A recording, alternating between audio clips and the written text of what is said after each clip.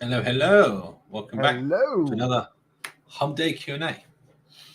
Right. Sometimes I think we should do the Mrs. Doubtfire thing, just put up a picture of the pie in the face. Oh, yeah. Dating Hello. myself here. Yep. Yeah, do that, yeah. Right.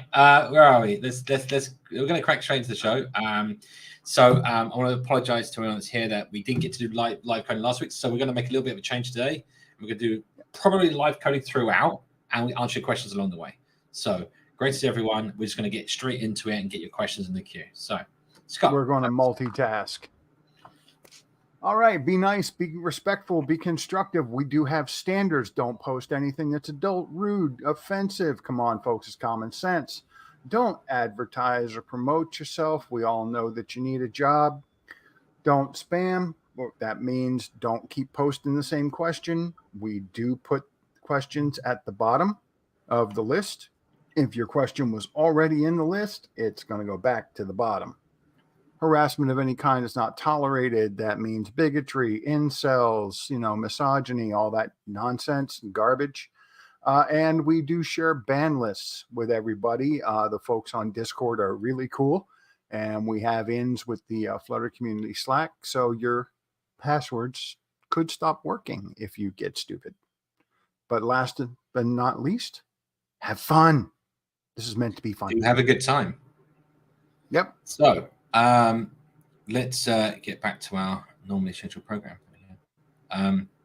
I guess we should do actually. So we should introduce ourselves. Let's do that, and then. Hola Verde. Yeah. So my name's yes, my name's Simon Lifer, Flutter community leader, CTO at Dev Angels London, and blah blah blah other things. And at Dev Angels London, you can get me on Twitter and so on and so forth. Scott, go for it. Scott Stahl. I am a community lead, Flutter community lead. God, what, 6 years now? We've been doing this. Also, co-organizer GDG Cleveland, a bunch of other stuff nobody really cares about. And I'm the guy who's going to give a quick shout out to Marco and Matt, who have been with us a long time. And who's next? Let's bring up Randall. Randall, welcome to the show. Hey, thanks for having me back. I am Randall Schwartz. I am a Dart and Flutter Google developer expert. So one of the rare of those, 12 in all of North America, for example. And I am also a participant in my local GDG now that it's back fired up again in Portland, Oregon, where I live. And we just had a meeting a couple days ago, an in-person meeting. What an amazing thing finally again. I am also the question magician for this show, which means that I am watching the chat, watching for you to put Q: in the front of your statement. And if so, I will flag it for all of us to notice when we start answering questions. And we'll get to your questions in the order that I see them. Unless you repost it, as Scott said, we'll move you down to the bottom of the list. So be careful about that and don't do that. And Danielle's with us today. Hey, Danielle. Hey, everybody. Hi, I'm Danielle Cox, and I am I lead a small team of Flutter developers at a startup called Arbly. And I'm also, this week's probably worth mentioning again that I'm one of the organizers of the Flutteristas, and I had the pleasure of hosting a large portion of our 12-hour conference that we did last Saturday. So it's on this channel here if you want to check out parts of it. I think our members did a great job presenting, and I couldn't be more proud.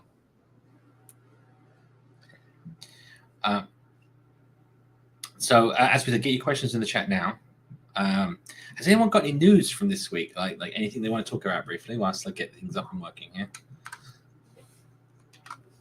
We have a Flutteristas conference that you can check out on this channel right here. Yeah. I meant to watch that. I guess I did watch part of it. I actually, while we're here and I'm talking about it, I do want to say that we had some people that were behind the scenes the whole way, helping us out, and among them were Simon and Scott and Majid. Majid, fighting through some technical problems even that we were having. Maybe some connectivity problems, trying to solve them on the fly. Keeping us, going with everything. So. As well as we did, it works a lot of that because we had great producers behind the scenes. And so I want to take this opportunity to say thank you again.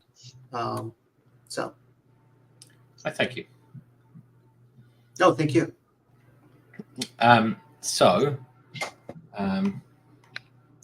Let's see if I can get this up and working. So we had some requests from last week. I still have them.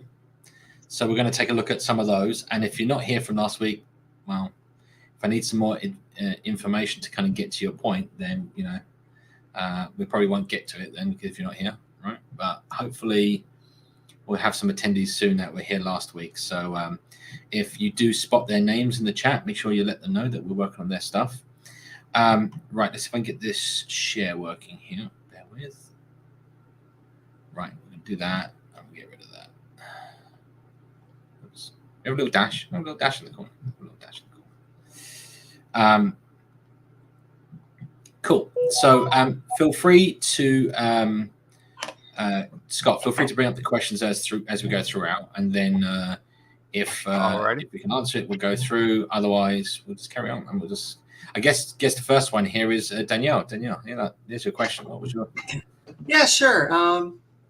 So I was asked by our back end if I could send in an IP address at one point, and it got me looking. And you would think it'd be pretty trivial in a web browser to know who I am. And so I didn't find an easy way to do it. I found ways to include echoing it back, stuff like that. But I guess I'm curious. On the panel here, I figured I'd ask here and say, hey, is there, how would you go about that if you needed to? You're always 127.0.0.1, so that's easy. That's right. You'll be proud of me. The way I actually solved it was by saying, you guys already know it. Just put it in. You have it in the request. Is this the address of your public IP on the internet? Yes. Or I'm trying to figure out where that is, because people, there's no access locally on my laptop to what my public IP is. Yeah, that's a good point. Yeah, so basically, that's a great point. I don't know how you'd know. Yeah, because that's a great point. Simon, real quick, just to answer Randall's first question. I'm sorry. I just want to say the purpose is the fact that they are agreeing to something, and so they want to have the IP address that agreed to it. That's saved as part of it. But that could change from day to day. I know that Apple randomizes things, and I'm calling in from 2 or 3 different Wi-Fis during the day because I travel around a lot. I don't know how you would tie anything to an actual IP address. I mean, it's definitely not. They some of them still do it. It's not even that. Yeah. The other side of this is more about understanding how IP addresses work, right? So your ISP, just like your local network, you have a router that delegates your local IP addresses to the machines. The ISP will delegate you some IP addresses, and they don't necessarily have to be directly it's complicated, right? But normally they're IPv4 publicly addressable IP addresses. Now, for the most part, they're IPv6 addresses, and they can actually be almost internal sort of IP address. There's various ways of doing this, but they'll then proxy it through an IPv4 gateway. So the whole idea, also not just that, each time you reconnect to the internet, you get a new IP address because you're getting a new lease from the pool, because there's only so many that can be used at any one time. It depends on your ISP, though, because a lot of mine's not static, but it's not changed often. This is the same as the HTTP. This is the same as the release time frame that they put on it. So what you're talking about is just that the release time on the IP addresses is 5 days or 3 days or some period of time, right? As however they want to do that, right? But the point here is it can change each connection, essentially, right? That's fundamentally how it works. That's dynamic IP addresses, and the static IPs are ones that you've been allocating. They're hard coded to you all the time. That is what you're going to stick with. There used to be that static IP addresses were more common, but since we started running out of IPv4 addresses in the domain space, it's become less and less important to have an IPv4 address for a home user, and more important to have like an IPv4 address for something on the internet itself, like a web server or something like that. Yeah. So the tides have changed, but practically no ISP is trying to use IPv4 at all in any way, shape, or form. They want to use IPv6. No. They can actually have the question. that goes with this. I'm I'm thinking of the 7 layers in Cisco, right? Sorry, before the OSI model, before we jump onto that, it's funny to say that ISP, like things like Google, will charge you for IP addresses you don't use. So what I mean by that is you allocate IP addresses, and if you don't use them, they charge you for it because can't go back to the pool for other people to use. So just that's how the dynamic has changed, right? Before they'll charge you to have them, now they charge you essentially to not waste them, right? Yeah. Basically, waste them, yeah. Okay, go on. Sorry. Now I'm just thinking now when you're dealing with Cisco routers, it's a long story, but there are 7 layers to basically like TCP/IP protocols. It's like that's everything. If you throw out a ping, the ping has to come back, right? And that packet has routing information. Well, okay, fine. Let's say the packet comes back. Yeah. It's got routing information in this packet. Can't you just check that for your external IP? Yeah, I mean, like this is the thing, right? Like at what ping along the way is considered your external IP address, and then if you route traffic to a port on that, it doesn't know that it's anything to do with your machine, so it actually has to be Flutter and friends, it has to be what's traversed as a NAT or a firewall, essentially, in network assisted translation, to solve that problem. There's a whole bunch of things. I won't go into networking. This isn't about networking, but the point here is the idea of getting your IP address and using that is something you shouldn't rely on, right? Like it's a great identifier for like what IP address, what ISP the user's coming from, maybe what region of the world they're coming from, because the IP address is allocated to an address, a physical address. But equally, it's not very common for, let's say, an ISP to have a headquarters that they allocate the IP addresses to in, let's say, I don't know, Belgium, and they're actually a UK supplier, right? They're going to have them allocated to their UK, and they actually want to assign them to like the regions in the UK where they use them, so they can track the use of them and work it, right? So that's why IP addresses are normally regionalized. But again, they're never that accurate. Geo IP address databases are not accurate, right? Like you'd be lucky if you get a city nearby someone, right? So yeah, anyway. Especially these days with people using VPNs. There are some websites that are able to identify VPNs and block them, which is a rather interesting thing considering how often they change.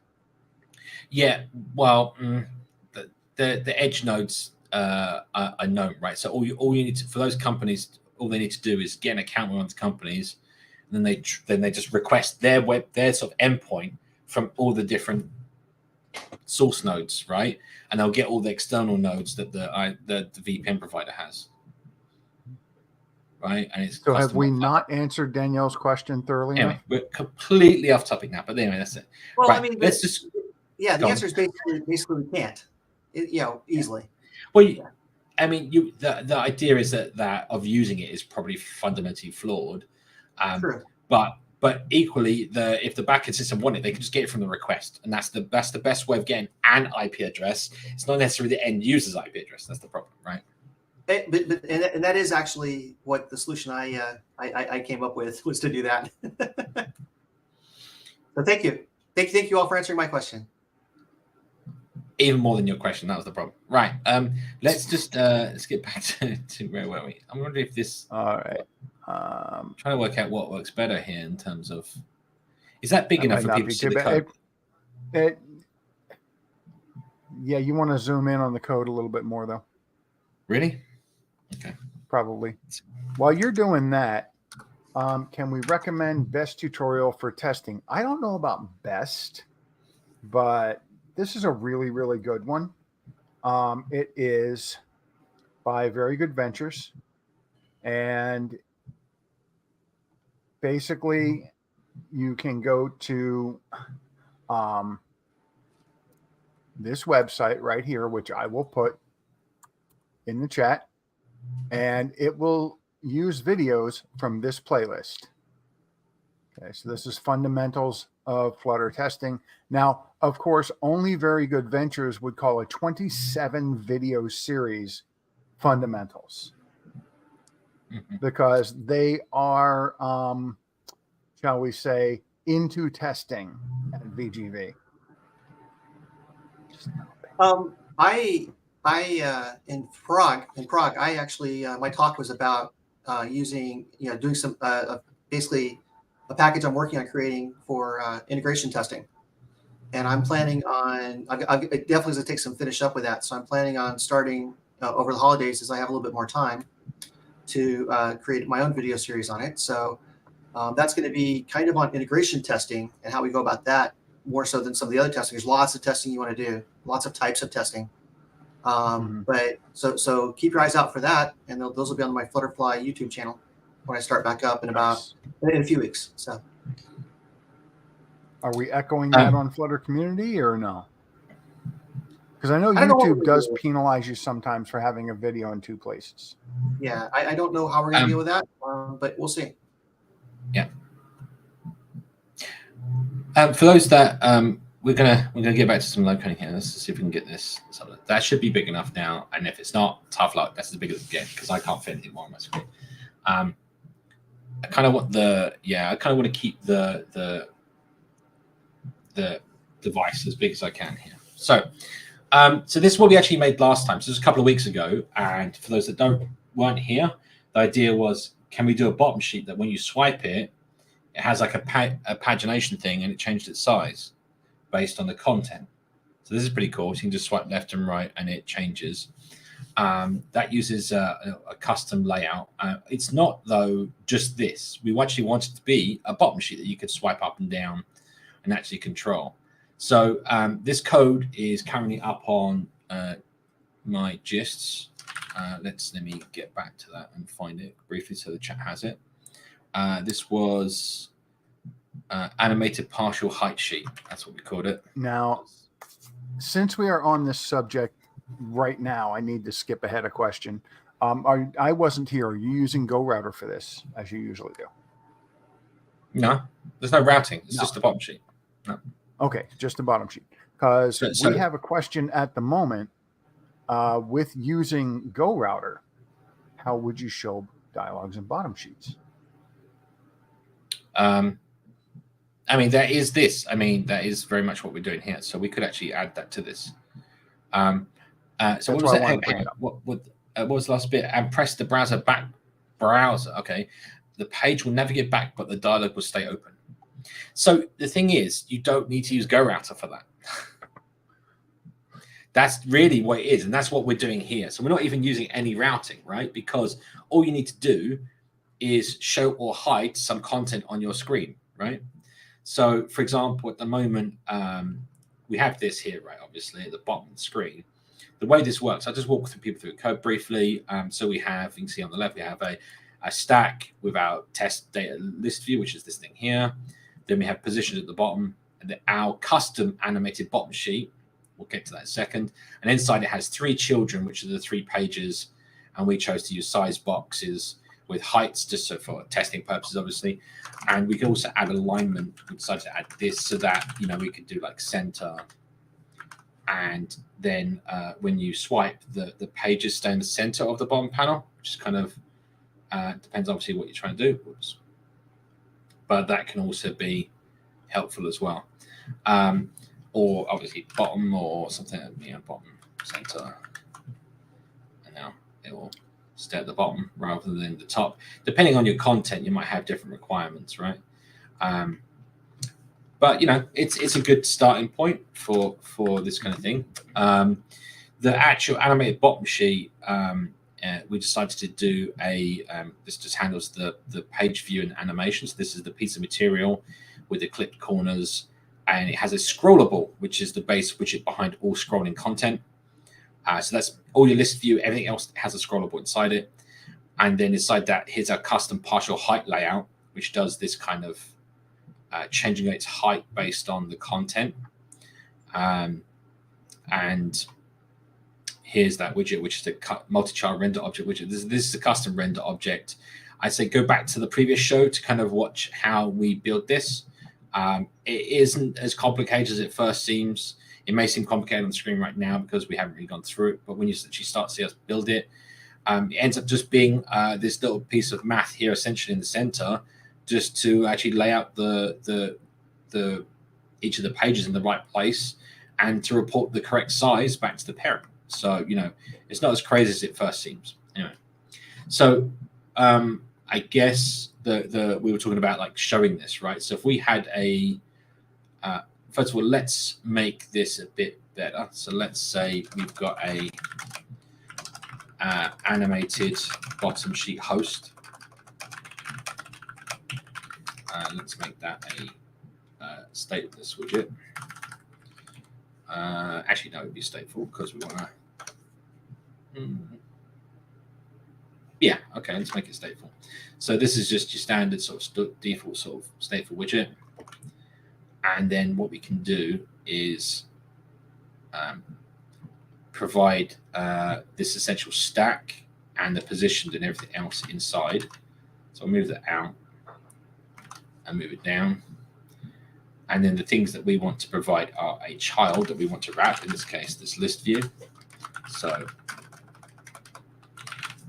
we're going to add in a child parameter. And feel free to ask questions, by the way, about what we're doing or how you do things or anything. I've actually been waiting to break in with, I have a question for a question. I'm kind of taking things a little bit out of order here. Mr. Jones says that he hasn't done any Flutter animation for years. Can you recommend a good refresher resource? Before we answer that, Mr. Jones, one of our regulars, I have a question for you. Can you see this? Did you Google it first? Well, I mean, in fairness to Mr. Jones, though, there's an awful lot of stuff out there about this topic. So, yeah, he is asking for that's quality. the problem. Yeah, quality, not quantity. It's been so long since I've looked at anything like that, and I'm afraid to try right now because of the.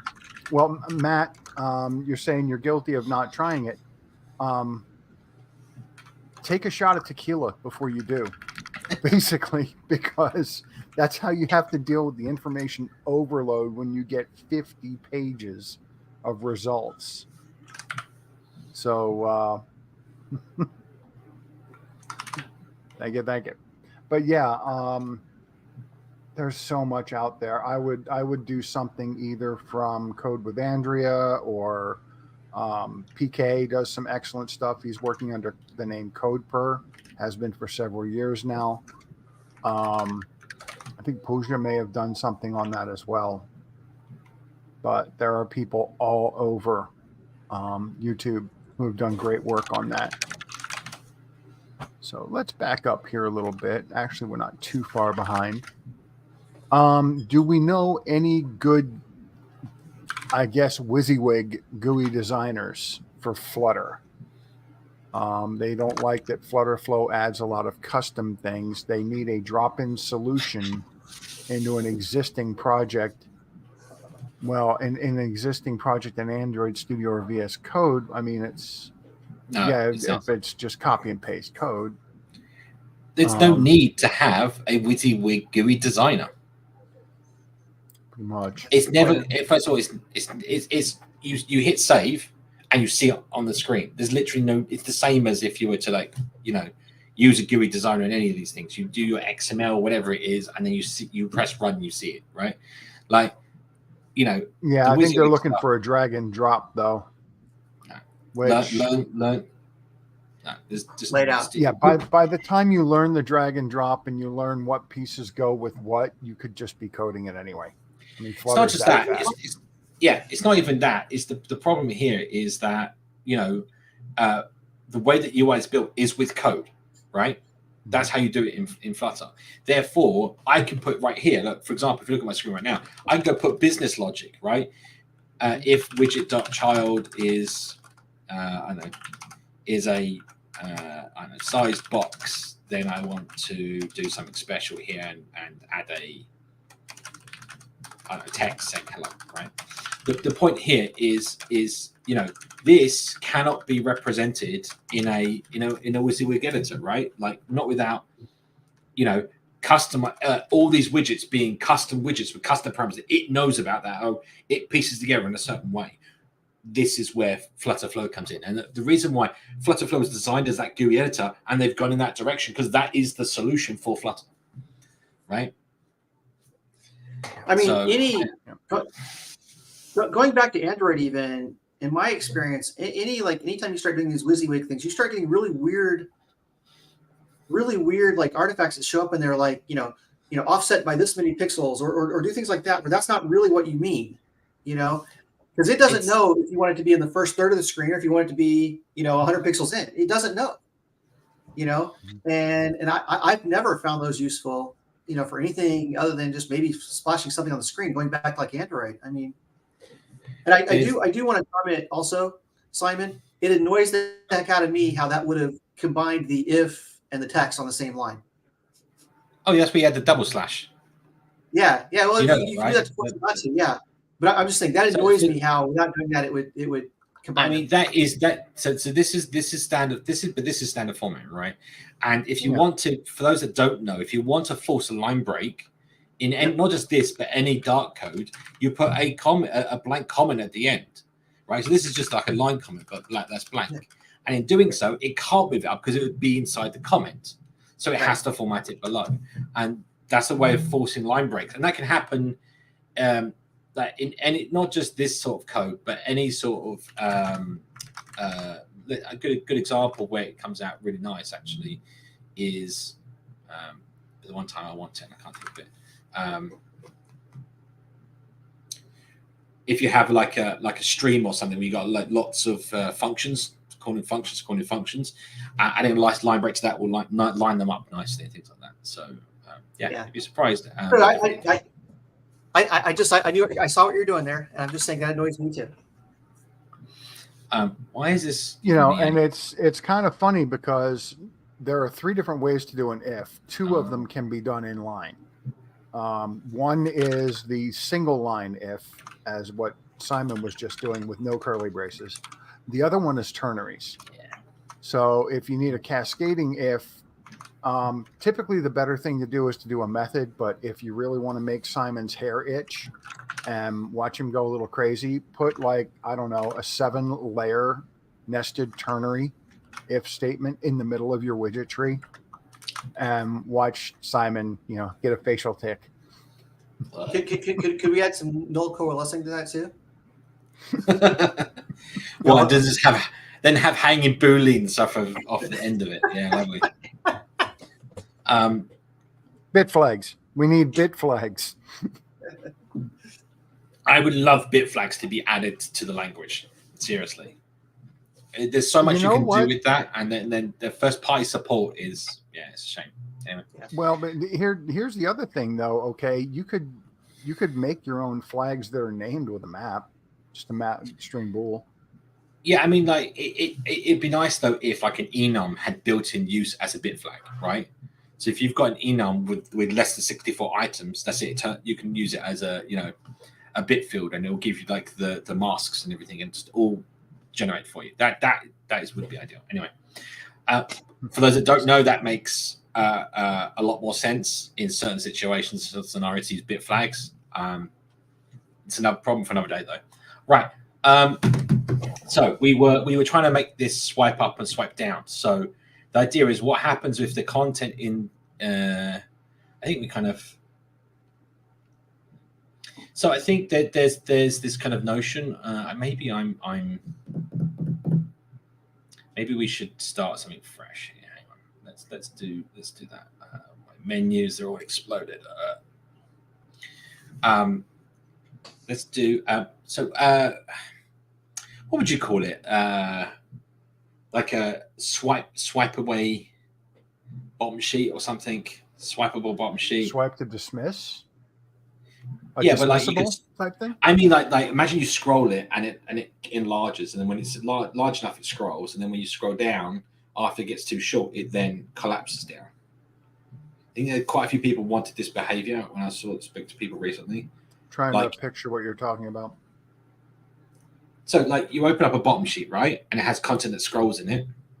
Then, as you start scrolling it, instead of scrolling it, actually the bottom sheet grows to fill the screen. And then, if you were to scroll back down towards the top of the list, it would shrink back down, and eventually, if you keep pulling it down, it will dismiss. So basically, there's the sheet, there's the text. When you go to scroll the text, instead, the sheet just gets larger and more text appears from the bottom. I don't know what you mean. I don't know what you mean now. I kind of agree for both of you. So, I mean, there's a couple of things. Okay, I'm just wondering if we should just I don't think with this by the bottom sheet works right now. Adding that right now is probably just going to cause more headaches and slow things down. And we do actually have some requests from last week. We could actually take a look at, and maybe we'll come back to the bottom sheet thing. Or are people interested in how you deal with overflow when scrolling? Is that something that people are interested in that we could show? Let's see. And while we're getting feedback on that, I don't want to get too deep into the stream without looking at this question. Daniel, you've done a bunch of Flutter Web, correct? I have. So how can we do performance, memory, and CPU profiling on web? DevTools isn't there yet. The stuff I have done for that kind of stuff, I have used. It's been for things like profiling, starting up the app, stuff like that. Maybe sometimes, for telling like how where I'm losing in like API calls and stuff like that. And for that, I use Chrome's or Safari's or whatever's developer tools. But that does not at all help with profiling my actual Dart code. But my app so far is simple enough that my performance issues are external. And so that's how I use that to tell that is I, look at like the waterfall graph and things like that. I can answer this one on specific on web. Web doesn't let you profile memory, CPU, or stuff, and like you just said, it doesn't have those because you can't. Web doesn't have like this is how many bytes of memory you've used. It does not have this is how much CPU you're using. A website doesn't know those things. It cannot know those things. Yeah, it's completely sandboxed. Yeah. Well, and then I guess the best you could do at that point is to develop the web app, and hopefully you are making a web app and not a whole web page, right? You take your web app and stick it in a larger Flutter app or just a page. Well, try and get it as lean as you can, then pull it out of there and make the app performant on desktop. Yeah, that's what I do. Actually, that's the other thing I do like, for example, when I'm doing my integration test package, I didn't want it to be jailbroke. I wanted it to actually be where I could read test files, write stuff out into directories that weren't part of my project and have them persist. And so I actually test my web app for integration testing. I tested on Mac OS. I do it on the desktop so that I can do that. And if I'm doing that, then I've got access to all the tools I need. So that doesn't mean that we couldn't have like a plugin that is horrible for the web version's horrible and the desktop version's amazing or something. But for most cases, that would work for you. Is if you just ran it on your desktop and profiled it, you would get those kinds of informations. And I wouldn't expect it to be too far off in most cases on web.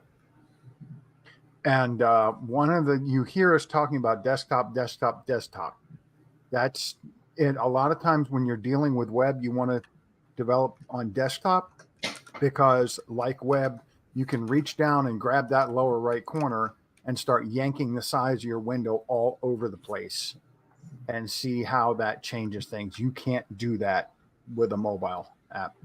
Well, and the other reason why you might want to do a lot of your development on desktop versus web has to do with the fact that like all of my app is behind a login screen.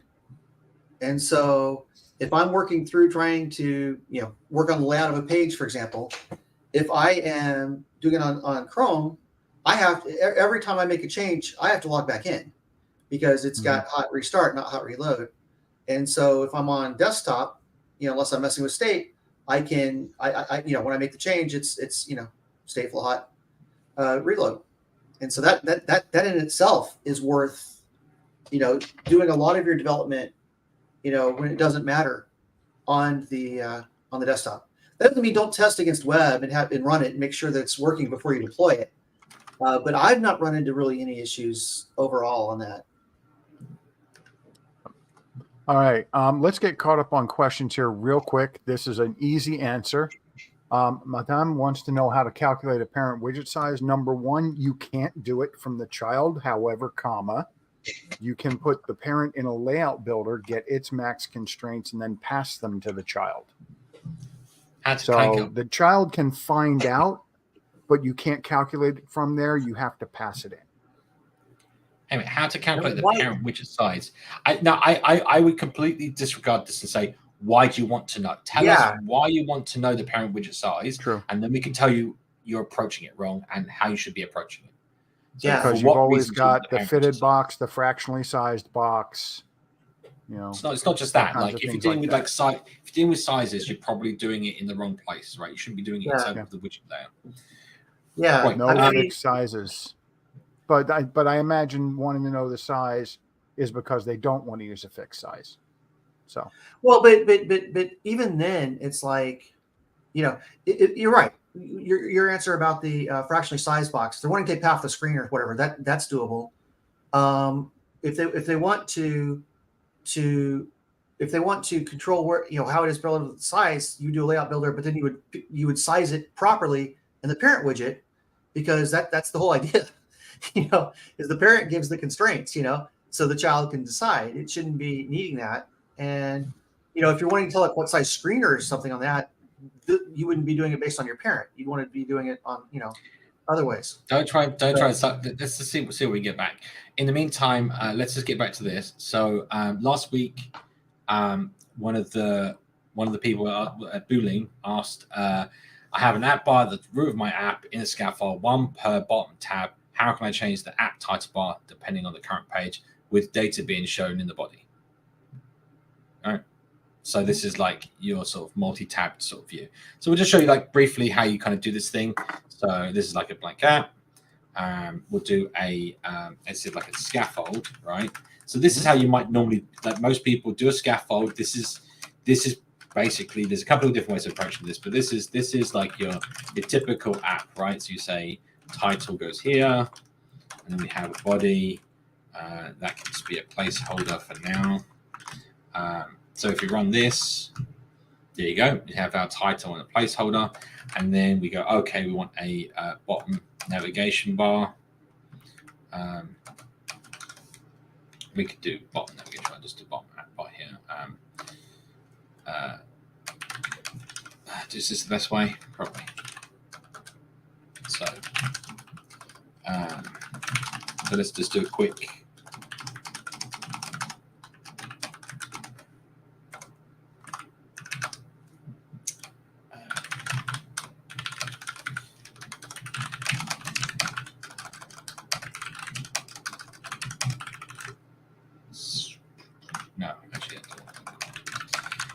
So Inkwell gives you that ink splash kind of effect from Material Design. Don't know, and we'll just have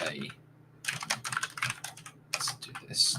This is enough to get us where we want to go, and center here.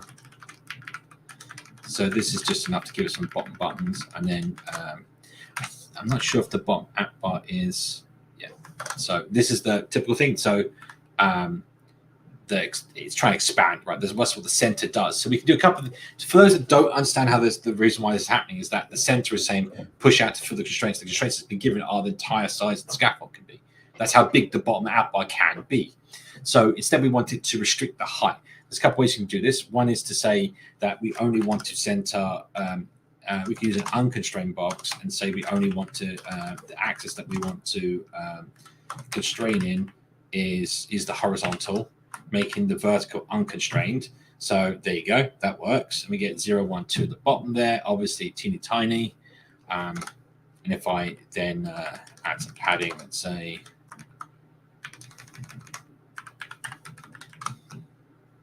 right, I don't know if you can see that at the bottom there, so it looks about right.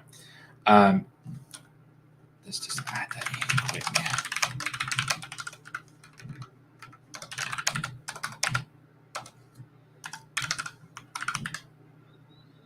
I hope that's a bit more visible. Right. Sorry? Maybe a main axis alignment on the row.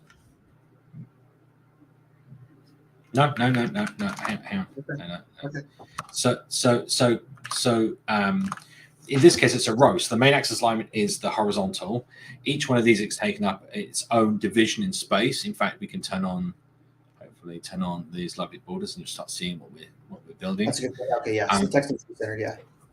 So what we can do is say alignment dot center here. Default, but maybe I'm wrong. No, it's the text has to be centered. Yeah, it could be that our text is actually being told to fill up to be constrained. Yeah, because of yeah. But okay, so this is one way to do we this. could have some fun with this actually. If Simon didn't say anything and the other three of us were all sports commentators talking about Oh dear. Anyway, Simon is on the field making it happen and we're commenting on it. Okay, yeah, so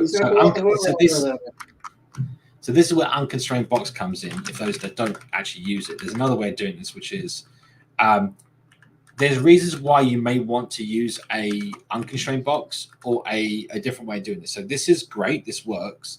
However,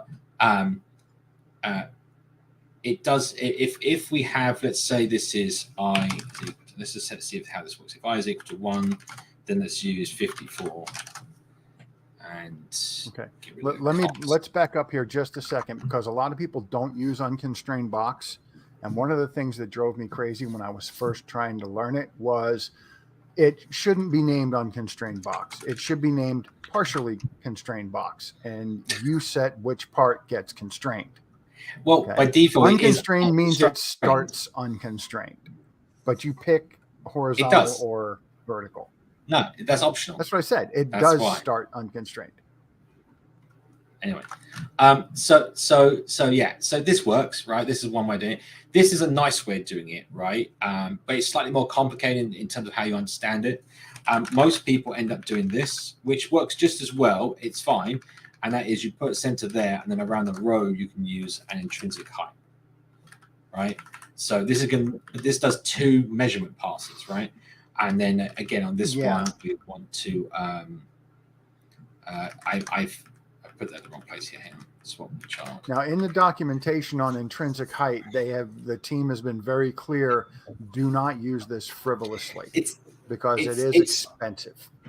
I'm going to push back on that one. It's not that expensive. The point here is you don't put it at the base of your layout, right? Like for the example for this. The intrinsic layout means it has to run a measurement, essentially a intrinsic measurement pass, but for this portion of the tree, which is you are outvoted. Is that gonna cost him? Yes. Go, Matthew Jones. That's awesome. Awesome. Oh yeah. John Madden voice, sure. We need one of those. Do you remember the spokes? Was it the commentators' mics that got to the lip? You know, like he's here. He's in the races now. Anyway, so Anyway, so just want to kind of like show there's a couple of different approaches. This one is actually essentially the correct one because you're actually providing the correct constraints down. So now we're back here and we're talking about this and we're going where we want to go. Here we go. So when we tap on one of these buttons, actually, can we do cross-axis? I don't think we're going to be able to do cross-axis. Maybe I am mistaken. Why not? With stretch? Yeah. Well, I think the center's already taken care of that, isn't it? Oh, wow. Well, did you do? Yeah, you did stretch, which is the bottom sheet is going to adjust to the needs of the child. Right. But I want just them. No. Listen to what. Look. The 3 buttons are different heights. If I want them to fill the bottom bar in the vertical space, but I want them to be like fit their height correctly, this is where the intrinsic height comes in with me, because you need to say what height you need to be your natural size, that's the intrinsic size, and then we push them out to fill. So look, here's the thing: if I now remove the constrained box and we put in our center and wrap it with intrinsic height. The reason why intrinsic height exists, is to solve this kind of thing. So that's the same problem. Now we're pushing out. So we can actually do cross-axis alignment center, which would match the ones that. Hang on. Again, this is. Hang on. Let me just wrap this back. I'm going to do a bit of both here just for a second. just to confuse everyone. Yeah. So if we do this, I don't think we're gonna do it, but there you go. Could the unconstrained box be outside the intrinsic height?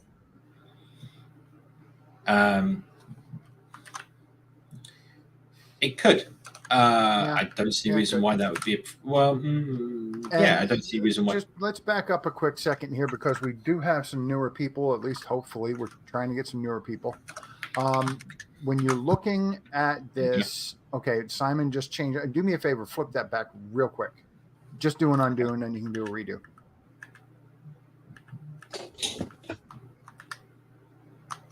Okay, when you're reading that, the 1 and the 3 have horizontal lines above and below. So that is showing you where the top and bottom of those widgets are, whereas the 2, the top and bottom are mashed all the way up to the top and bottom of the dark square. So, and also the blue that goes around everything, that's your padding or margin, depending on what you're doing. Okay. Okay. So yes. So if we move our unconstrained box around the intrinsic, the unconstrained height is passed all the way down, right? So it adjusts the constraints to be unconstrained coming down on the vertical axis in this case, right? So there you go. That solves that. But interesting enough, now we don't have the centering effect that unconstrained box does, but we can actually put center back in to get a similar thing that we had before. Yeah. However, so look at the way that's changed now. It looks the same, but if you did not have the Flutter inspector, you wouldn't be able to tell the difference. But there's a big difference in how this is laid out. So, because remember, the lines before were horizontal, and the way this is laid out now is very different. Well, this is just that now the text takes up this size because of the center that we put in, right? We could put another unconstrained box in, and it would be exactly the same as what it was before. This is because the unconstrained box automatically aligns to the center. Annoyingly, though, it doesn't show the arrows to show where it's aligning, like the center does. But that's because center has the debug paint to do that. Anyway, it doesn't matter. For the moment, this is what we want. Does the achieves the goal that we want. And we kind of got completely off topic of the original thing, which was now we got a nice little bottom bar. If I now, let's get rid of the things, I can tap on these and you'll see that now we can tap anywhere in this area because the widget pushes out. And that's our tappable region. So now that we have that, we want to, let's make this stateful, and we'll have a index of the page that we're on. This is kind of standard thing. This is standard form. Hopefully people are finding this interesting. Even the seasoned people are finding some stuff, getting some stuff out of this. So the idea here being that now we can say, okay, rebuild this screen and the UI based on which button you press. Now, obviously, it's great that that's in there, but we need to let's go one step further and do a center. Okay, real quick, we have another question. If you have a list of form fields in a list view, how do you properly push the focused form field above the keyboard? This has always been a pain point, especially when the list is in a bottom sheet. Now, I have a feeling that the solution to this is probably going to have something to do with the scroll controller in there somewhere. Nope. But I don't think it's going to be that simple. In fact, it's easier than you think because it's done by default. What's probably happening here is that you're not pushing up the bottom of your scroll view from the keyboard. So wrapping your scroll view in a padding and setting it to the padding to view insets will solve that problem. Where's the question? Bring the question back up. There we go. Right. So that was have a form fields in the list view. Do you want to properly? Yes. You need to push up the bottom of the list view because otherwise it still thinks the list view extends below the keyboard, so it won't scroll it up automatically. So that's one thing you can do. If you do want to force a scroll of some content, the thing you need to do, and this is a scroll widget. Let's just make a quick function just so you can see the code on the screen. Is scrollable of context. You do this inside the widget that you want to scroll up. So you'd wrap your text widget in your own like wrapper widget, right? And you do scrollable.of and then ensure visible. A minute. Oh no, it's sorry, I tell a lie. It's a static, but same difference. It still has to be done from inside. And what this does is this ensures that the parent scrollable, this context is always visible. So the entire bounding box of this widget that this context is for becomes visible inside your scroll view. There is some. Now you're talking about wrapping the list view itself in that, not each individual. No. Each item that you want. Each item, you would have a widget around it, and then like I don't know, like you might have a focus. When it gets focused, it does it. But by default, that's it does. What he's talking about, yeah. But no. Like, let me be clear. Form fields are generic fields. These might be custom fields. These might be checkboxes. These might be other things. Edit boxes will do this for you because the keyboard opens up. So again, I don't know your specific use case, but it sounds to me like probably what the problem is that you're not pushing up the bottom of the screen. In fact, why don't we do this? Like here, watch. Let's stick a column in here. Stick a text field in, right? That'll do. And let's main axis size min and cross axis. Always, whenever you write, just let me give you some feedback to everyone. As soon as you write column, add cross axis alignment stretch. You'll save yourself so much hassle. Right. So now we've got this. Let's just add it so we can. But then be sure to use expandeds or some other way to provide constraints in the cross axis. Otherwise, you're going to get a headache. Right. So here's our text field. If I tap on it, you'll see that the X for the placeholder is being pushed up. That's happening for us because the scroll. That's what scaffold's doing. If I now let's just comment this out. Let's just comment. In fact, let's take this out of here and let's comment this whole block out. We'll carry on with that. Just safe area or size box. Which one? So if I now just put this back to forget about the app bars and everything else. Oops. So into material. There we go. So if I click on this, you notice it doesn't push up the bottom. That's expected behavior, right? So what you need to do if I now place in this column, we now place the main axis alignment at the bottom, watch what happens. End, sorry. So now it's down here. It'll be down here at the bottom of the screen, hopefully.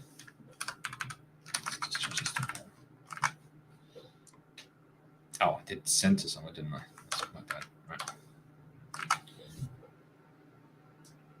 There we go. So now it's at the bottom. Now if I click on it, it's got covered up by the keyboard. Oh no, how do I get that to scroll up is what your question is, right? So even if this was in a list view, right, it still wouldn't scroll, right? So let's do it, right? So here's our placeholder. Let's wrap our, let's have the padding as the content. So let's wrap this in a list view widget. Convert this to children. So this is going to be at the top now, right? So to fix this, by the way, for anyone that doesn't know, actually we'll make this a single child scroll view because it's actually more apt for what we're trying to do. Let's convert this to child back again.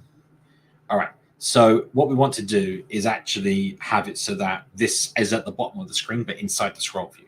So to do that, we wrap it in a builder. I'm just going to rename this the layout builder. I don't know why it's not. I don't know why that's not on the menu. Don't ask me. I didn't write it. Right, anyway, so context constraints. You could have also, I think if you get rid of the main axis side. Oh, well, scrolling, never mind. Hold on. Just hang on a second, yeah. Just and then you can make your own surround live templates. Constraint boxes. So, no constraint box. So right now, if we do this, what we're doing is we're saying get the constraints that were passed from the placeholder down to the single child scroll view, capture those into a variable called constraints. That's what the layout builder does. Then it says, okay, then we're going to return back a scrollable view. Inside, all content in scrollables are unconstrained because it can be as big as it needs to be because it scrolls. It's infinite in size. So what we need to do is constrain that to the height of the screen by the minimum constraint at least. So we do that by copying the constraints down because we want the width and height, and then we want to set the minimum height to be in the constraint's maximum height. That is what constraints was when it got to here. And then the maximum to be infinite, which makes it unconstrained. So this means that the minimum height of the scrollable content has to be the height of the screen, or what was on the outside of the scroll view. And then the maximum can keep scrolling if need be, right? And then finally, because of those type of constraints, we probably need to do an intrinsic height on the content on the inside so it measures correctly. So we'll do that here. If you go to the single child scroll view documentation, it has examples of all these things, and it's very common. So now, as you can see, the text field is back at the bottom, but it's inside scrolling content. So now if you click on it, what happens? It still doesn't scroll up. Oh my gosh, what's the problem? This is expected behavior, right? Because we haven't told the scroll view to change its height. So there's nothing for it to scroll. So what we want to do is add a padding to our single child scroll view, and now the new media creator, don't use media creator off anymore. In this case, we're going to use view insets, which is the keyboard insets. So now we've done this. Now when I click on this, he says it will scroll up, but it doesn't. Just my luck. Oh no, I'm putting this in the wrong place, aren't I? This is on the inside. My bad. Hang on. Well, it scrolled up the field. No, it will let you scroll it up. But it won't actually scroll up automatically. Right, this is what I want. Sorry. So there we go. Teacher. Yeah. But the question was, if there's multiple fields too large to fit, and they change focus to keep the next one in focus. That's what this will do. So if I had let's just do a for loop here and say for I 30. Let's have 30 text fields. Why not? And each of those text fields is going to have some padding because separate them off a bit. And then I guess the decoration of those fields, we'll do an input decoration, and we'll say that they're filled, just so we can see the background a bit better on the screen. Gray.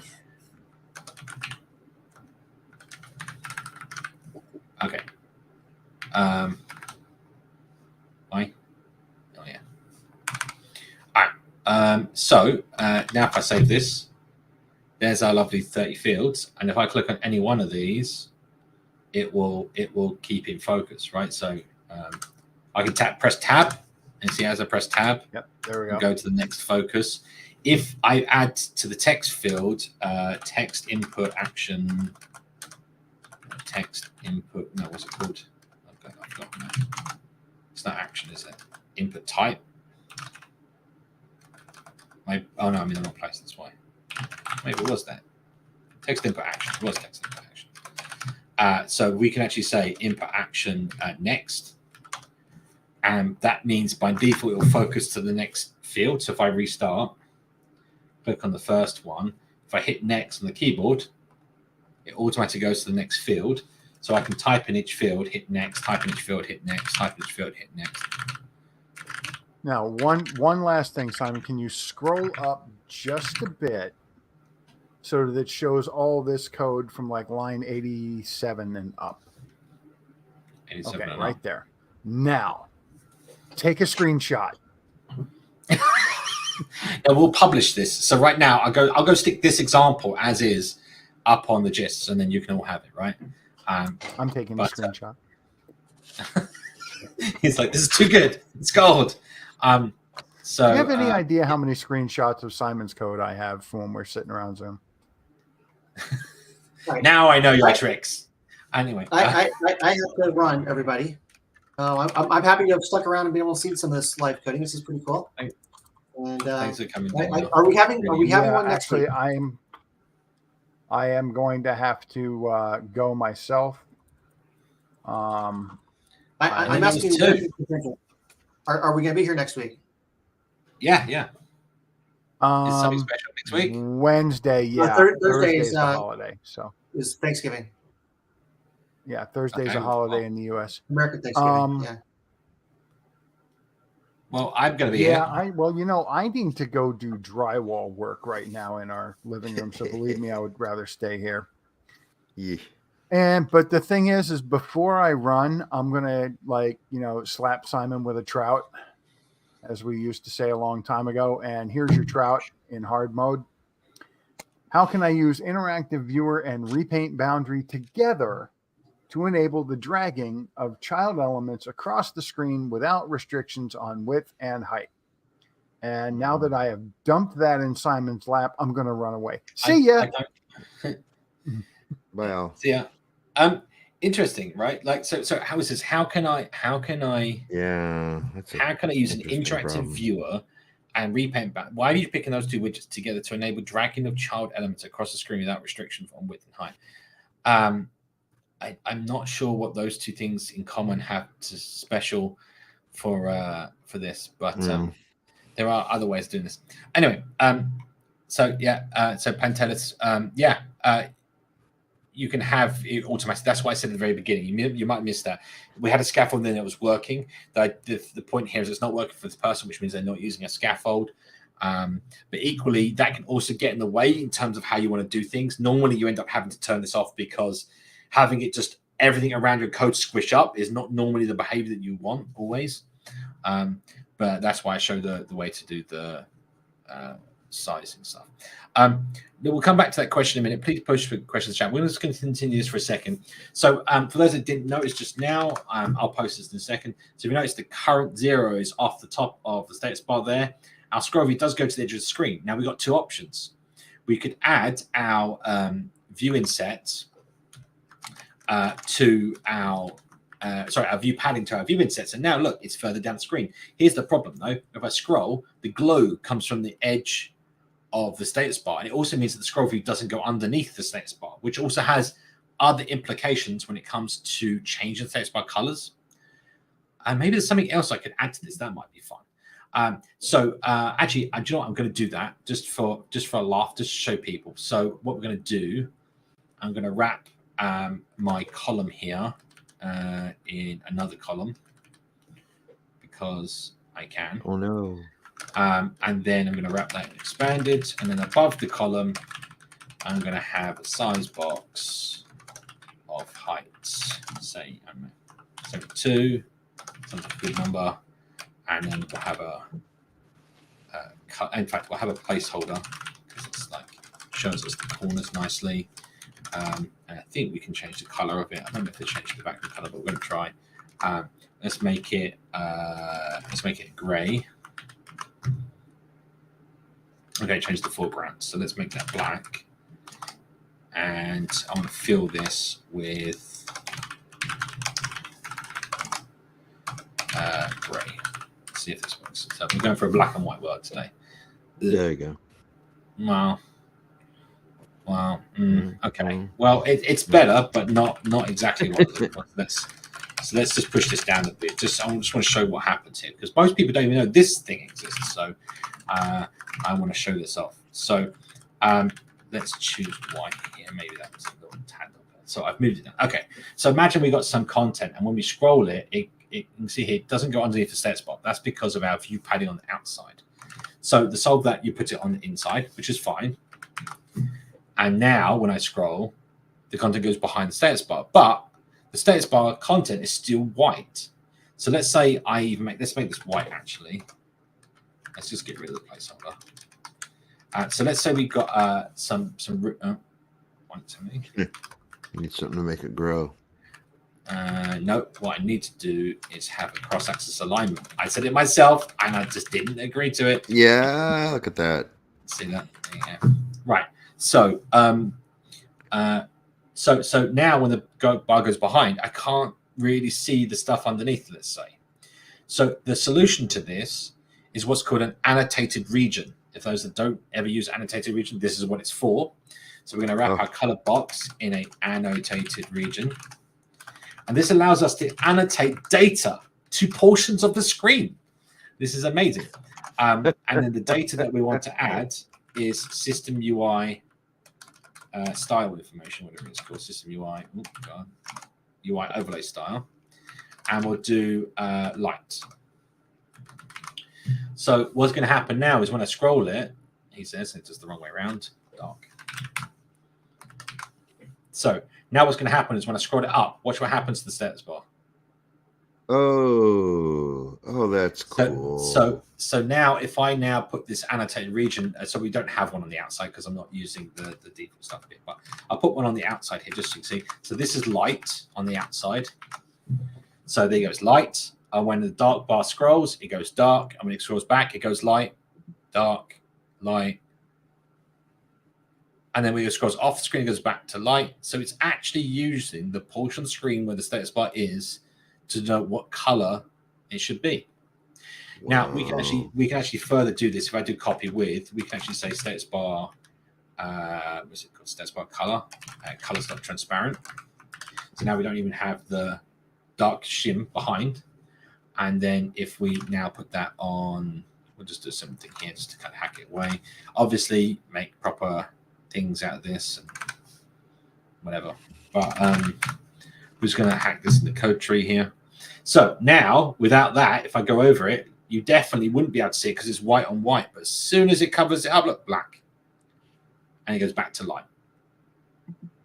So that is the correct way to handle your status bar. And that same goes for the footer. So at the moment, we've not got it going into the region at the bottom here because is that the view insets doing that, or is that just the default behavior?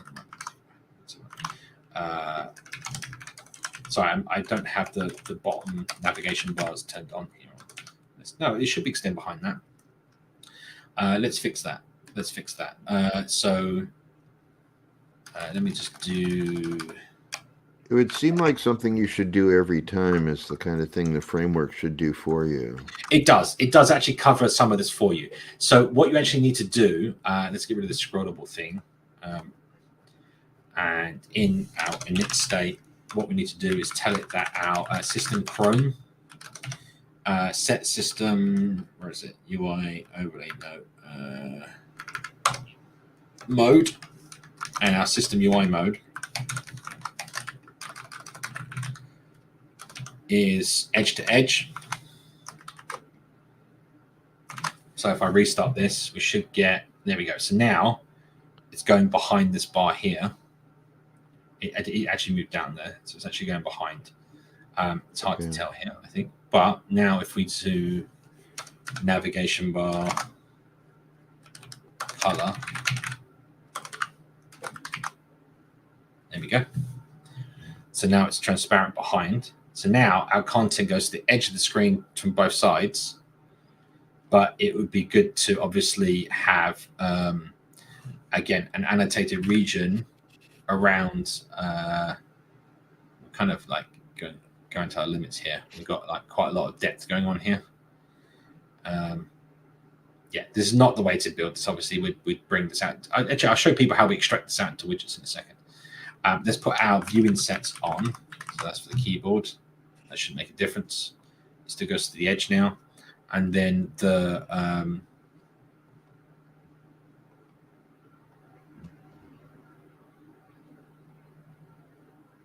right.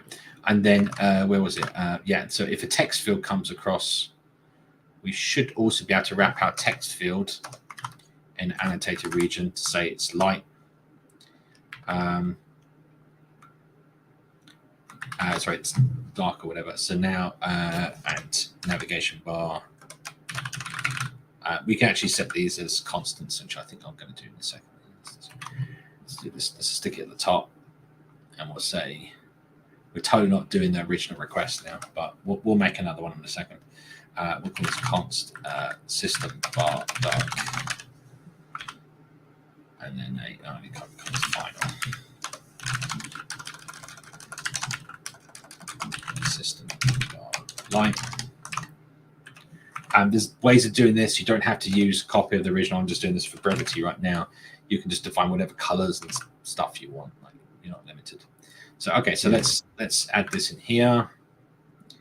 And system bar dark. We want to wrap this content here and this content down here.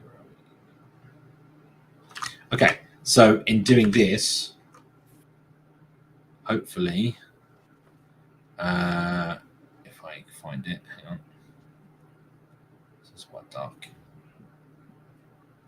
So they're both transparent, but then I want the system stats bar, system bar icon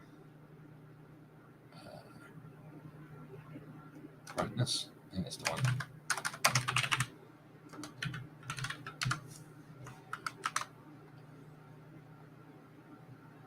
The one thing I'm looking for here. Let's try that again. And we'll get there. System bar, I swear it's that. Maybe this version is not. Maybe it's divided color.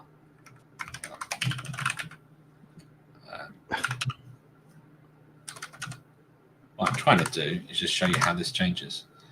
Let's see. Now, so this bar at the bottom, you can actually also change its color based on what's behind it. Oh, cool. The one time that it's maybe it's contrast enforcement. Turn it off.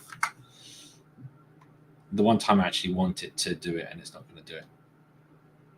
But anyway, you can see the title bar is doing it for the text field. Yeah. That's very off-putting. Obviously, not a good design. But yeah, anyway, let's put this back to what we had, which was this and this, and then from the fields. Anyway, so okay, so yeah, so I'll put this in as an example right now, and then in fact, should we add the bottom nav to this as well now?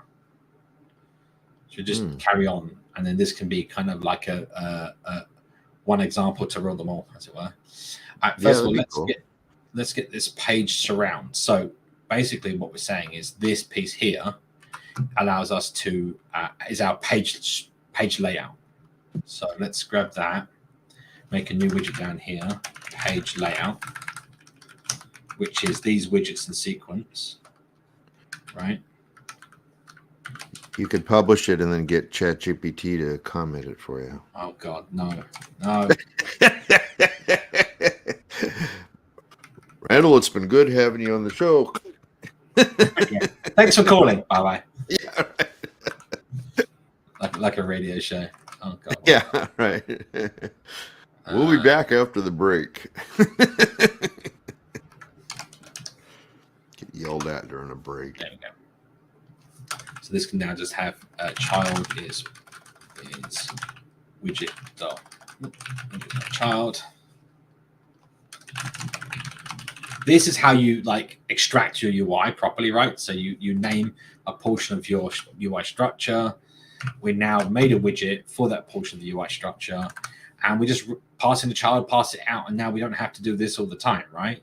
So now we can have page layout, and up here where we had that, we can just replace out. We can remove our padding, child scroll view, remove the constraint box, remove the intrinsic height, wrap this with our page layout, and remove the layout builder. So now it's exactly the same code, right? It's exactly the same, except for now that whole part of the tree that was made by the page view is there, but it's hidden away below, so it makes it simpler to read.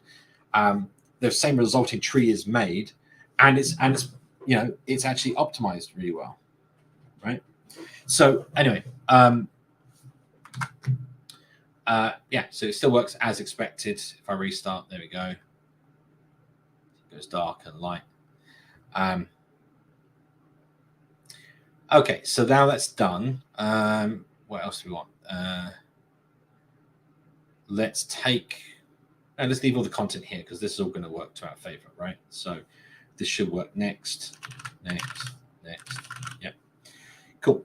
So the reason for the X, by the way, in the background is to show how, even though that the content changed its size, that's the content side page layout, the stuff outside is not changing its height. So we can actually have like a nice background that doesn't get squished up and I don't know, whatever else you want. So I'll leave the placeholder in there.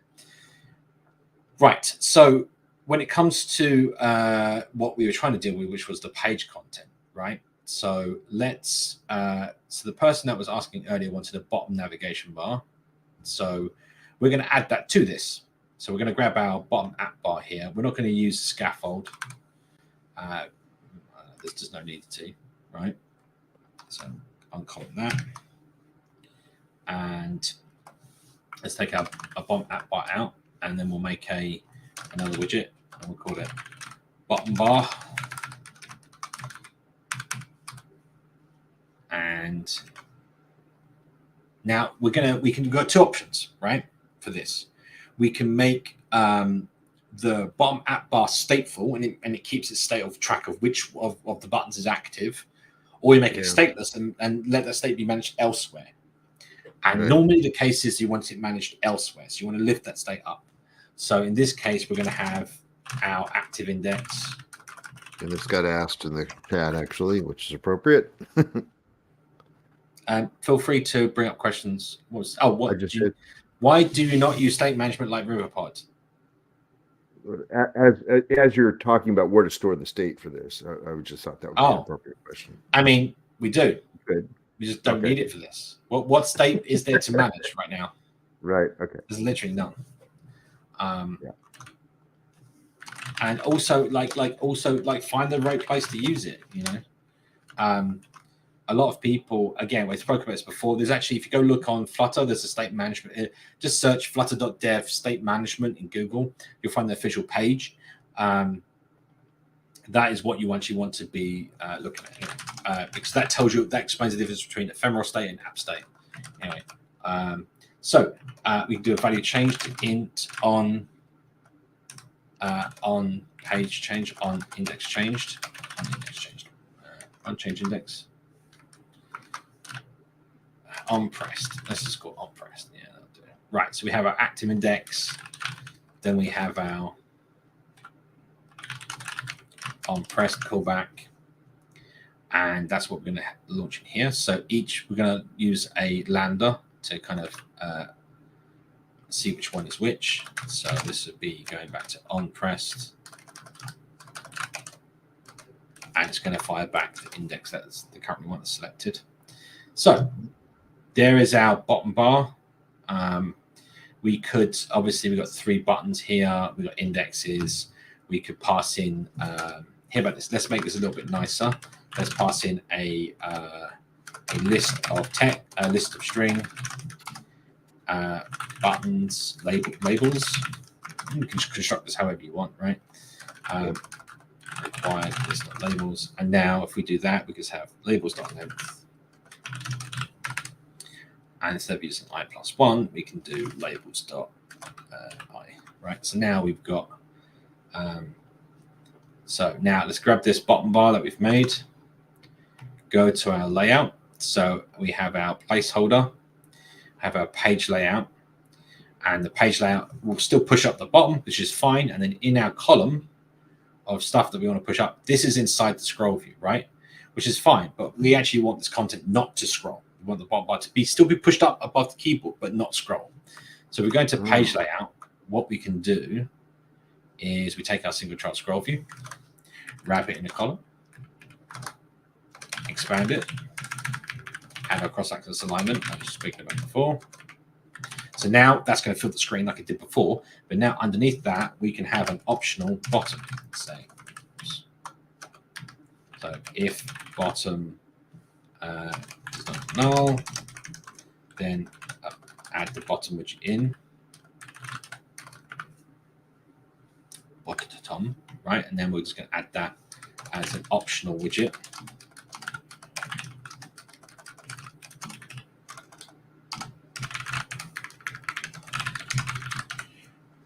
So now, right, so now we can add something below our scroll view, but still have it being pushed up by the keyboard, right? So if I go into our content above, here's our page layout. We could put under our child bottom bar, on pressed,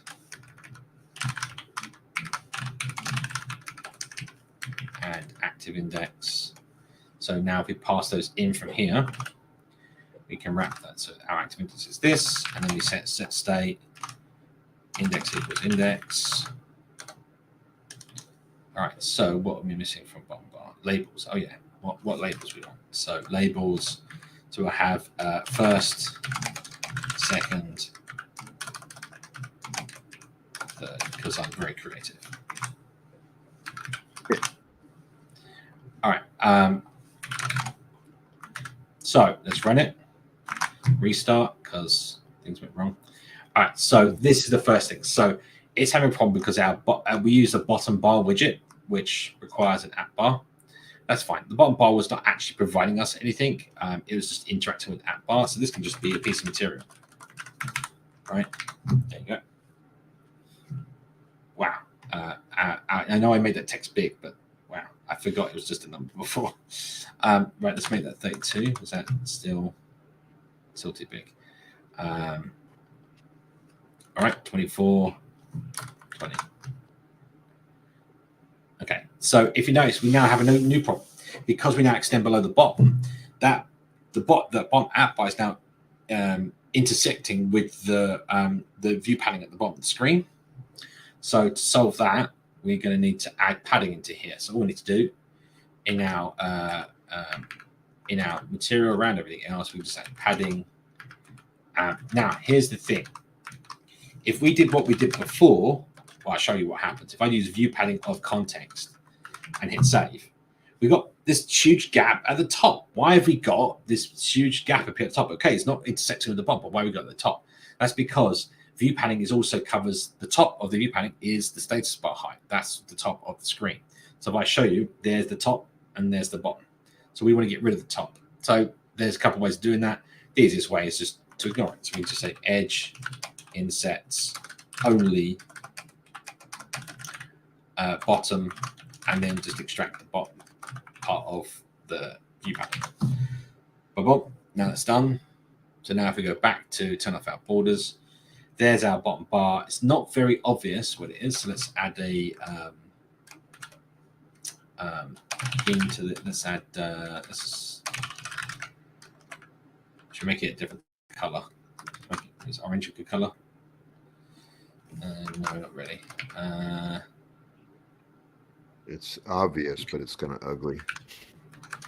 Yeah, that's a bit nicer. We could make it to a darker shade, maybe that might be nicer. Let's go to the bottom. That'll do. Don't care. Right. So, so now we've got this, and we can tap on them. This is great. We have our buttons back, and you can see up the top here. I don't know if you can see it's a bit small. Let me see if I can make it bigger.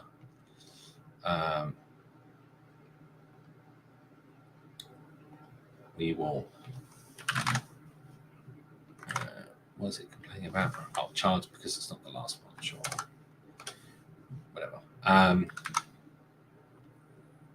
Where's it gone? Chart here. Current.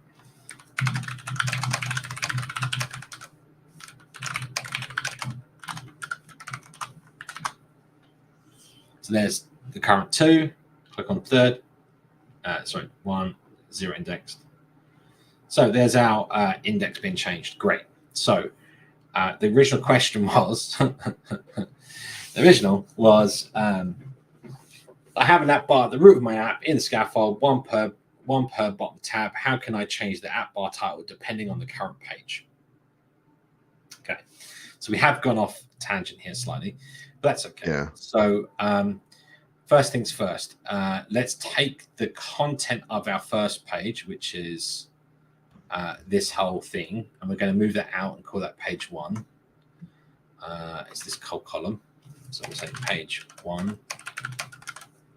Let's put it down the bottom. And why not? We'll keep. Do we want to keep the current index in there? I don't think so. Not if we're going to have pages. Let's remove that. All right. So this is page 1.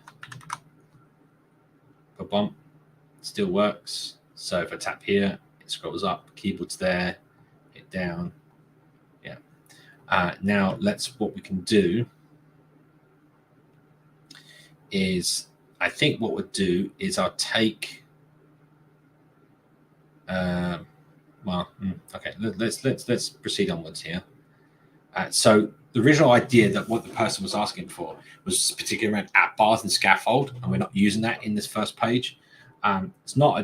Doesn't detract from the way of solving that same problem, because we can have a scaffold per page, which is one way of dealing with it.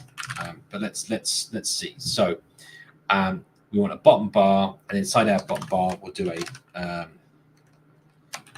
indexed stack, and that's going to have children, and we'll have page 1. I'll do a placeholder for page 2 and page 3 just for now.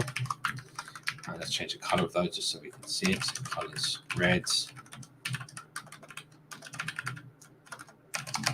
Do you want to bring up some questions, Randall, for free? Yeah, I was just thinking about that, but I don't want to interrupt your train of thought because you're doing pretty good there. So it's fine. But if you don't mind the interruptions, I can start showing some of this. Well, let's just get this. Let's get this paging. Okay. Let's get this paging, and then we can see what it's like. So tell me when you get to a good breaking point, and I'll start bringing them up. So here is the same code, and now we've got selection of page content. That's nice. And if we now have a say our page layout, we can actually now have app bar. Let's put an app bar widget in there. Why not? Right, and we're going to have title, text, heading, title, probably better. Let's go add that to our widget here. Do I want to do this? I guess so. There's a couple of different ways, and I'll show people. In fact, you know what? Let me get rid of this. I feel like this is the correct way, but I also don't want to overcomplicate things right this second. So if I just say wrap this whole thing in a scaffold, make this the body, and then we'll say resize the body button is false, which means our internal stuff still continues to work. We'll have our app bar and title, heading, right, title. Right, so if I save this, there's our title bar at the top. We still have our bottom nav. We can still navigate left, right to the different pages, which is fine. We lost our X at the background because scaffold has a background color, but we can turn that off. So color's not transparent. This will effectively turn off the background. Let's move it down. So now we have our X behind. And then when it comes to these placeholders, we probably want a piece of material around each one.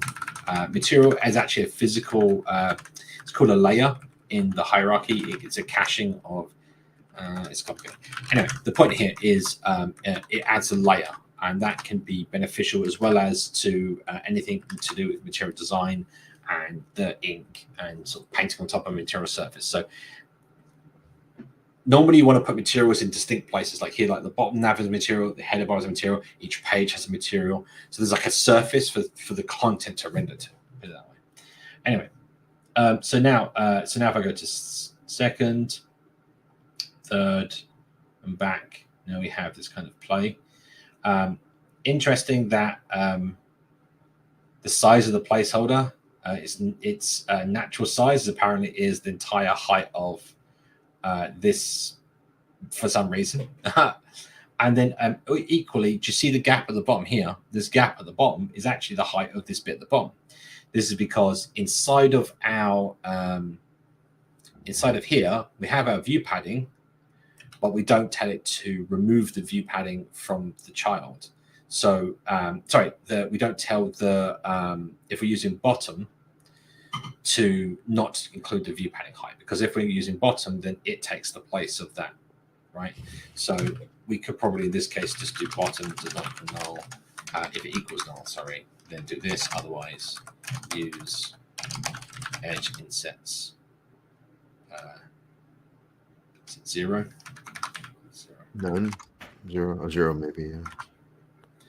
So that's just a quick thing. So now the content inside, if you have a bottom bar, it will be gone, and then on when it comes to having a, if I get rid of the bottom bar,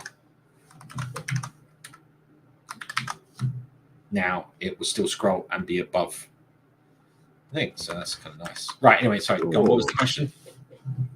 Well, no. Now we have other questions. I just wanted to not interrupt what you're doing there. Well, let's go through this. Let's go through some questions. Go on. Yeah. So there was this that you said to hold on to, and we are going to come back to it. Okay. Let's just briefly chat about this. So I think Yaroslav, sorry if I'm pronouncing your name wrong. I think we need to understand. So you're trying to drag things around the screen, but you want to drag them around the virtual space, right? As big as you need. Well, just let them drag it around the screen. You don't need an interactive viewer for that, right? Like you can, but you don't need to, right? What you need to do is if you're measuring inside your interactive viewer, the interactive viewer needs to know how big the content is so it knows it can scroll. So what you eventually, as you drag, you need to tell the interactive viewer that there's more content off the screen, right? I think interactive viewer lets you set no bounds. I may be wrong, but also again depends on how you want to run your code. We could definitely take a look at this, maybe in a minute or on a later stream. But I don't see repaint boundary has no meaning to this question at all. So don't worry about repaint boundary. It's nice to cache it, but it won't make any difference here. You just want to drag things around and then be able so you can like place objects in a flat plane, right? And if that's the case, then just drag the objects around, and then as you drag them, you want to essentially tell the parent that you're dragging around that it's larger in size. So just like add a padding. That's about it, really. There's not much to it. I mean, there's different ways of reporting that size. You can also do a custom multi-child layout, which lets you sort of position all the widgets however you want. There's also a flow widget, which lets you just position the paint positions, which maybe that's more effective in the case that you're dealing with. Yeah, hopefully that answers your question. And there's always Boxy. You can do everything with Boxy. How about this one here? I have 5 chip widgets that represent 5 different section headers, and below that I have a section body, and how to change the color of the chip based on the current selection is visible by scrolling. By scrolling? Sounds like I don't know what that means in the middle of the rest of the sentence. So I think I know what this is. So when he says sections, he means like on a single, I think it's like a single web page thing where you have sections of the page. Yeah. And as you scroll, he wants the colors of something that's like the headers to change. So it indicates which section that you're scrolling down to, for example. So you can do that by you have first of all in your scroll content you should have a scroll controller. The parent widget doesn't have to be any ancestor widget, but normally the parent widget of the scroll controller. We could actually add that to this. To be fair, it might be interesting. But we'll maybe do that in a second. Can't you already do this with sticky headers using slivers? The slivers sort of header that comes up and then stays at the top of the page. Yeah, there are. Well, no, it's not. It's not necessarily the same thing. Let me. I'll show you what I'm talking about in a minute. But let me just 1 second. Let me grab a copy of this question. Well, if I can select it.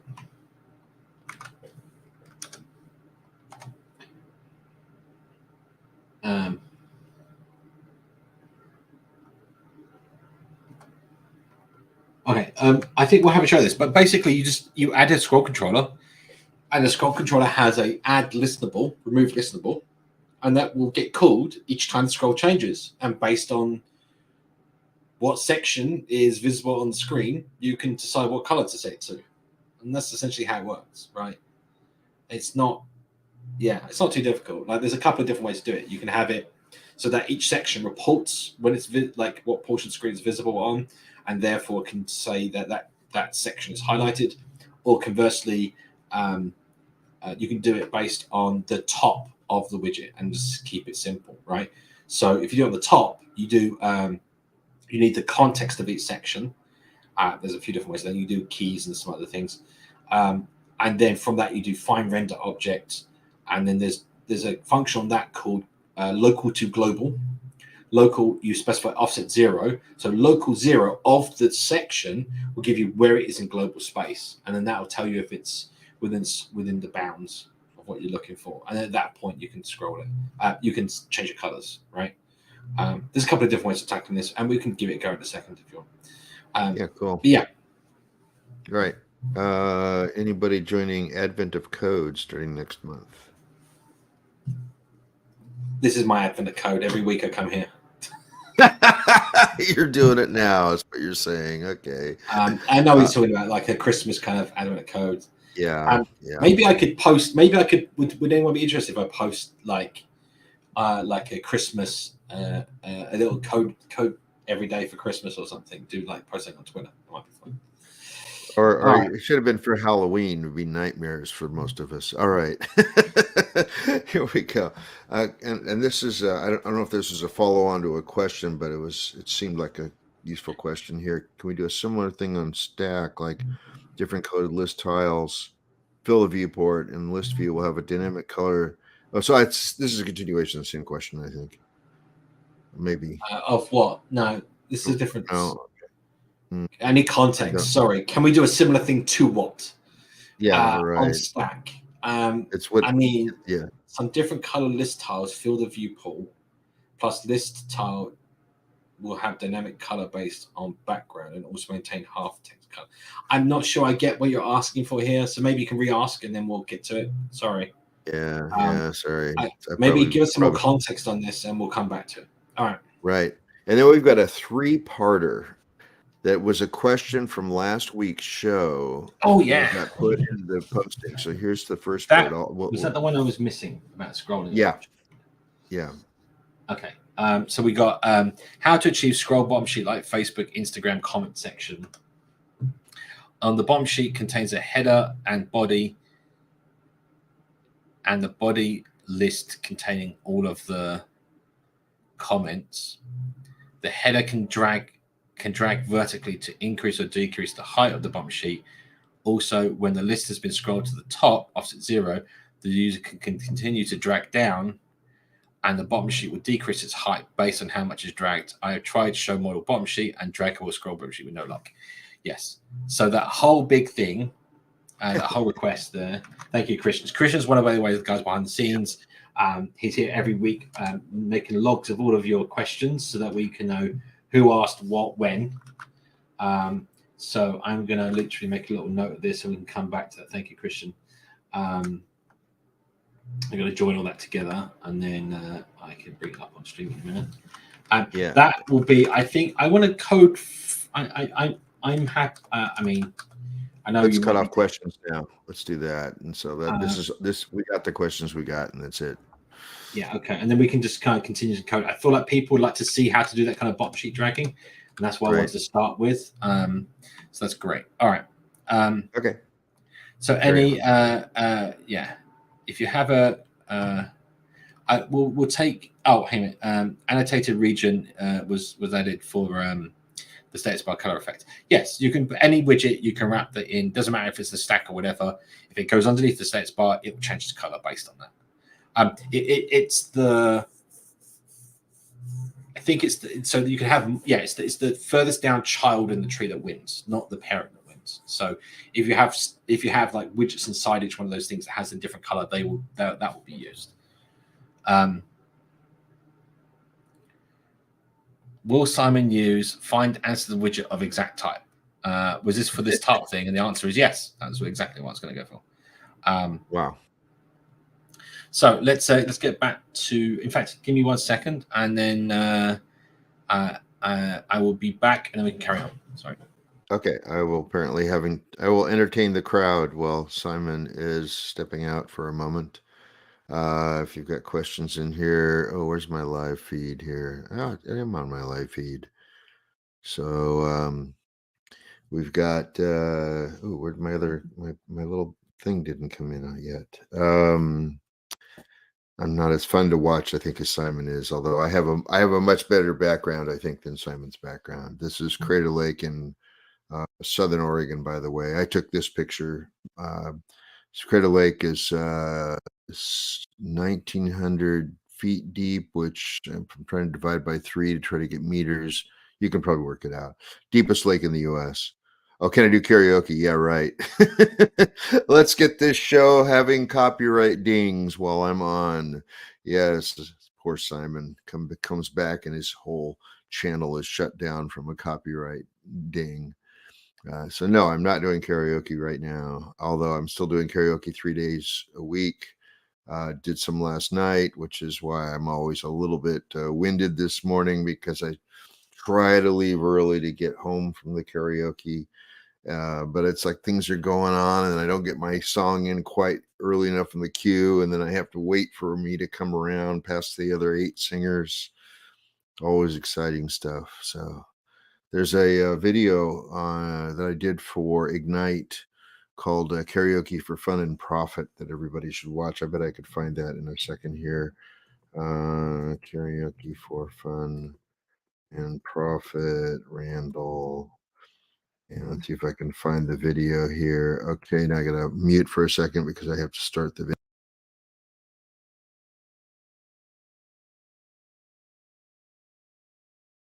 And grab the. I wish there was a way to have autoplay on that didn't start it right away on the first video, but only started it after I'm already watching one video. It autoplay to the next video, but there doesn't seem to be any way to mix those.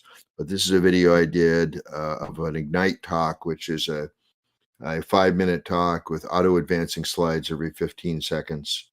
It's a fun little strategy for being able to do a show. And so I did that. You guys can all watch that. It's me doing actually my Kermit voice, which I don't think I can get in trouble for if it's just a little parody, I guess. Building a karaoke interface in Flutter. That would be cool. Don't do it now because you'll get us copyright strike. I think it's. I talked about that while you were gone. Yes. Right. Okay. So let's get back to the code, shall we? I said it would not be funny for Simon to come back and find out we've been taken off the air already. So yeah, that would. I don't know if funny is the word that I would use. Let me take this off because my head. Right on. Running for hours. Right, can I still hear you? I hope. Yeah, I can. I hope you can still hear me. You can still hear me. Hopefully, there's no echo.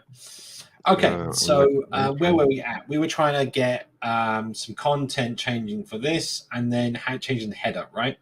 So at the moment, the header remains the same, no matter what page that we're on.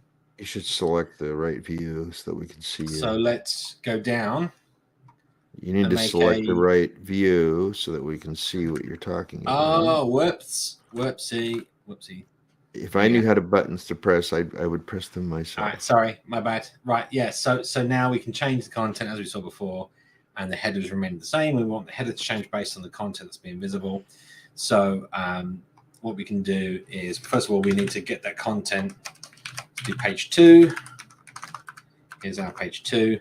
I think I want to do a. I don't really want like a bright. Let's just make a colored box with a white placeholder. I feel like I just want it to be more obvious that it's changing.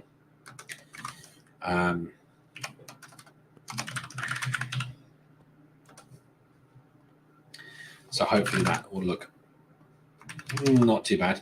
And then page third, and page 2, page second.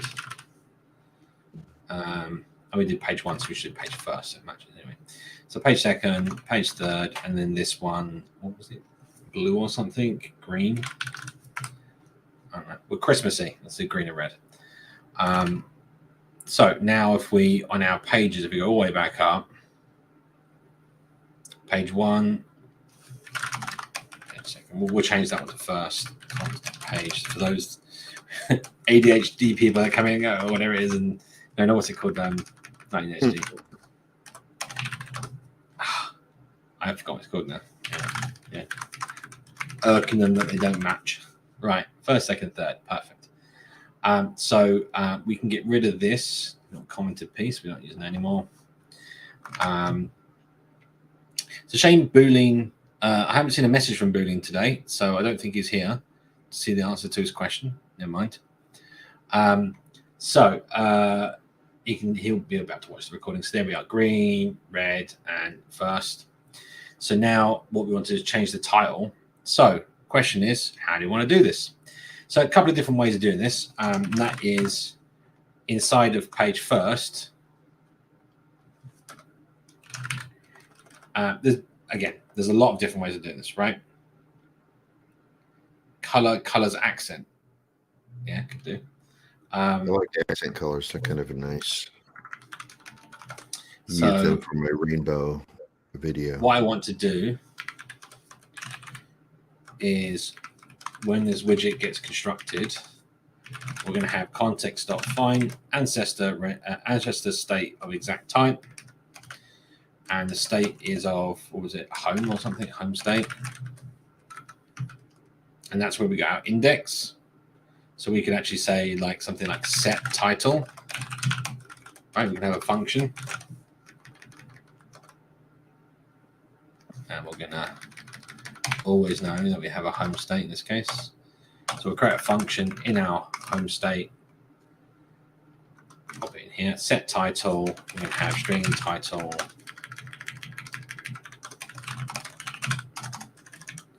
I don't know, heading, let's leave it with heading to begin with.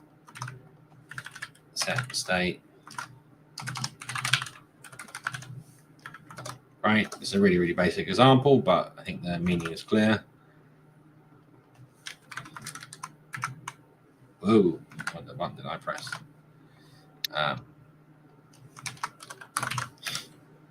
Right, so now we've done that.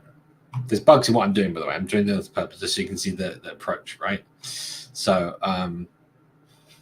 so let's take that one. It's going to be wrong, so we'll put first. And now this is the first page. Let's copy that and say second page. Call this second. Let's put page on there. First page. Second page. And finally, third page. Right. Any guesses for anyone that what this might do? Hopefully work. Well, there's our first problem. Build a second page. This is fine. This is interesting, but equally, if you ever get this problem, the way to solve this is, in this case, is to we'll just do a schedule microtask.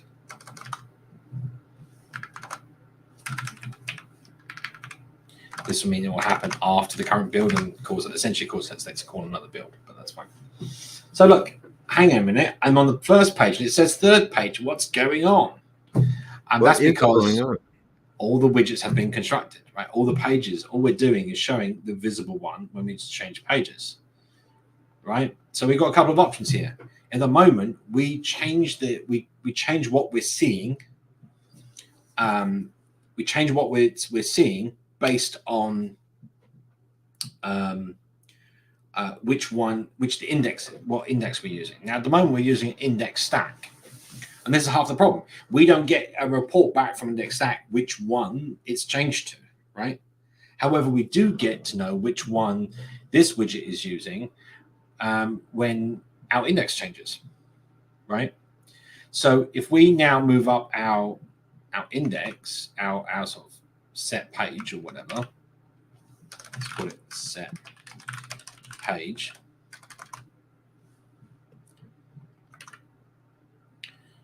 Pop that in there. Okay, so now what we could do is if we had each page report its title at any point in time, we could then say, okay, record that into an array, and then based on which page index that we're showing, we should show that title. That's one way of doing with it. Another way is only making it when it becomes active. So let's go down here. And I don't know if index stack does this the right way. There's also, if we use a page view, you can use the page controller, listen to the page controller, and that'll tell you which page you're on to know when to change the title. So first of all, let's go into here and do activate. And I'm going to move on page one. In fact, let's just change them all to activate and see how see how it behaves. I believe this might work. I'm not sure how it does the attaches the times to the tree, and I can't be bothered going to see, just to do this right now and see what happens. So again, second, third, yeah, we're not getting activated and deactivated. I kind of feel that should be doing that, and that's more of a mistake, I think, in the Flutter hierarchy system. It's not reporting that it's been deactivated, reactivated. There is visibility. There's a couple of other ways of like kind of doing this. I mean, things like we can say, oh, when we're built, request. So I'll give you an example here. Hang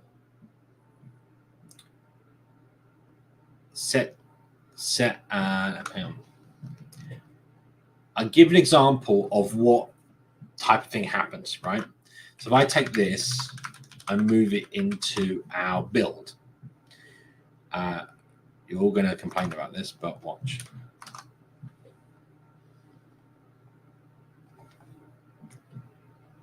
So third, and take the second from up here. Okay, so this is going to, like, depending on which order they're built, how often they're built, this is just going to randomly change the title. This is terrible, right? However, yeah. So now we've got second page.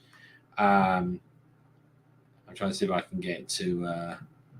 No, it's quite optimized here. Let's try and do a restart. See if I can get. It's going to be second page again. So anyway, the point here is. Do you know what's really bugging me right now? I need to change something quickly. Hang on, before I jump onto that. The active page is not being highlighted in the bottom bar, and I can't know what page I'm on clearly. And if we're getting the wrong heading, that's not helpful. So what we're going to do is active index. Where's our inkwell? So we want to wrap our inkwell in a ink with a decoration, and we can have color set to if the active index is the current one. Current is the active index, colors dot orange accent. How's that for? Let's do a darker shade of that. Otherwise, we're not going to color it.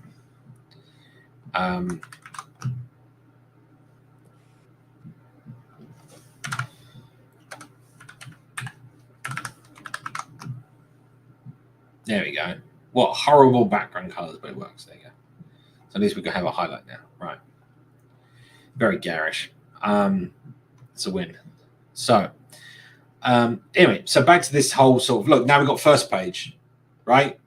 It's just going to randomly choose. This is not the way to do this. However, what we can say is tell it what the index should be for this page at this time. So the same. So we could now put this is. So we think about the best way of explaining this. We need to know, like, the page would need to know what index it is. Yeah, there's a couple of different ways of doing this, right? So in this case, this is 0.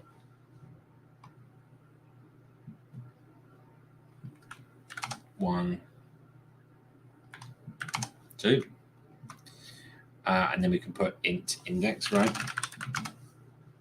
Yeah. And then in what we're doing here is essentially going and saying string titles, list of string.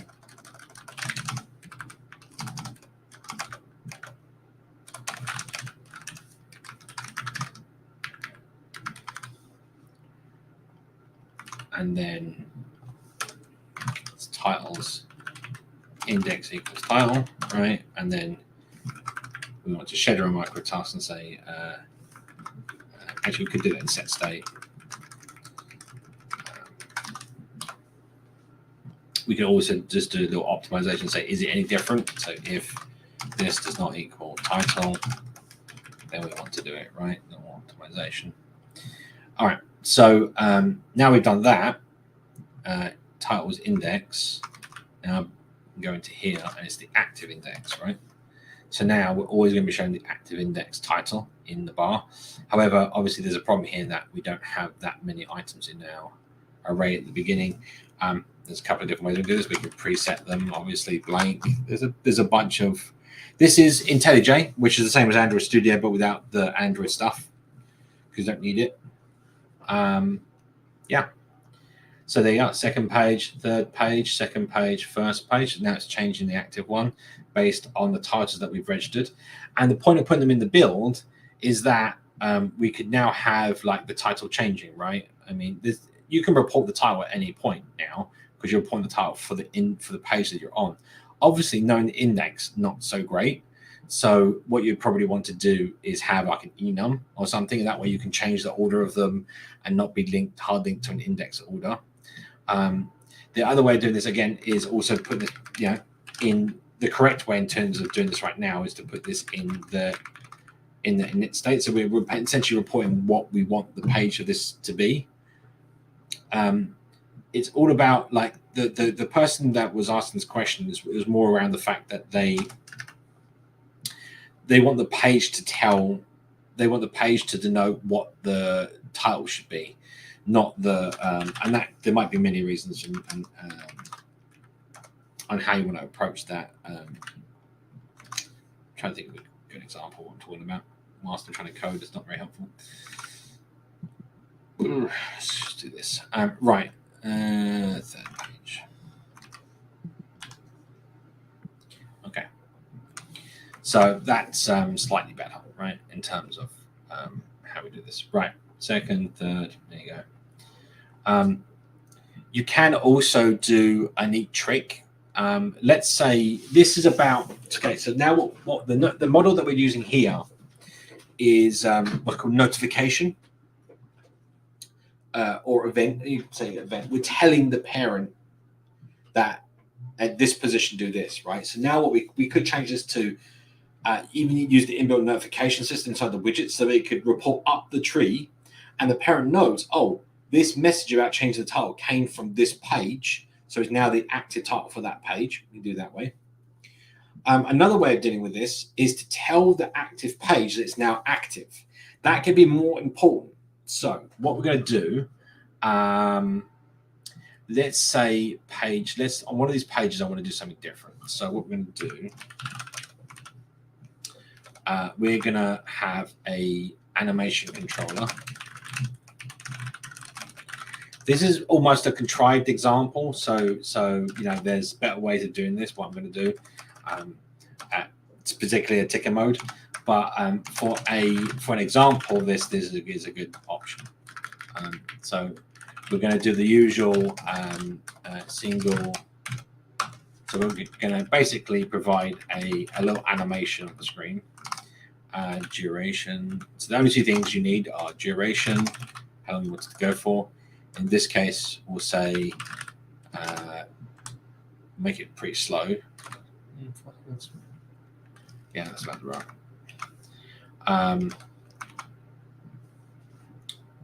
Yeah.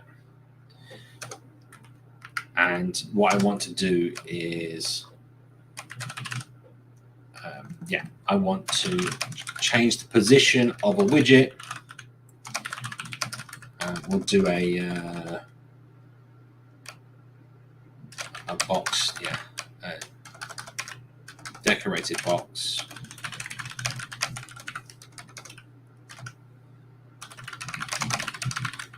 Are we on red? Let's make this black. This red. Shape.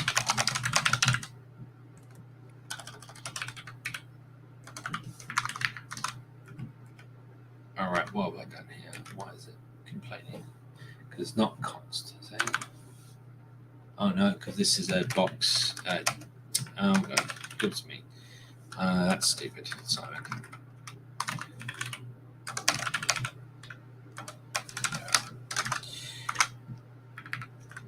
Right. So now what I want to do is have this controller start when the widget starts. Forward. Sorry. Really. And then we also need to tidy up after ourselves. So on dispose, we want to dispose of our controller. And I want this to do, there's a way of doing this, and I forget what it is. Unbounded? No, we want to bound it. Hang on.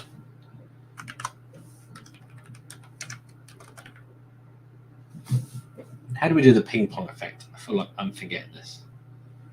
I mean, we can reverse when it gets to the top. I feel like there's a standard way of doing this. Yeah. I was pretty sure that there's a. Controller. Don't think we need.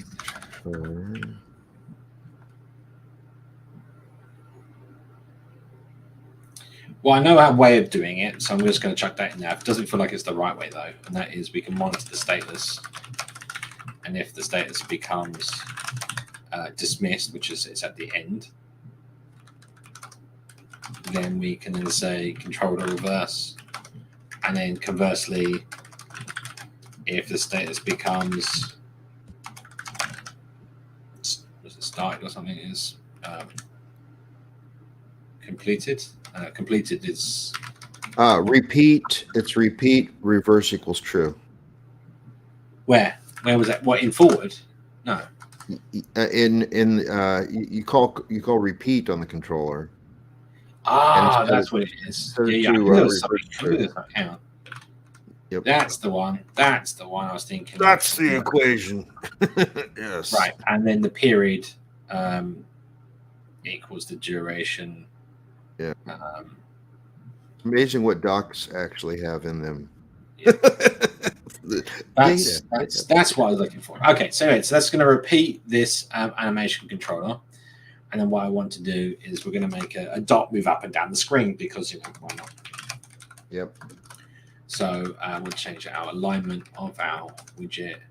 X is center. Y will be going from 0 to 1. So take our controller minus 0.5 and then multiply by 2. That sounds about right. Controller value, sorry. And then obviously we want it to rebuild when this value changes. So the way you do that is you wrap your widget in a animated builder, and the animation is whatever you want that's listenable, and then the controller gets a child. In this case, we don't want to rebuild our decorated box each time, so we'll pop that here on the animated builder. So basically what happens here in this situation is it builds the decorated box once, hands it over to the child animate builder's child builder function here, and then we put that on the inside. This way, we're only changing the rebuilding the alignment widget. All right, so let's see how badly I messed this up.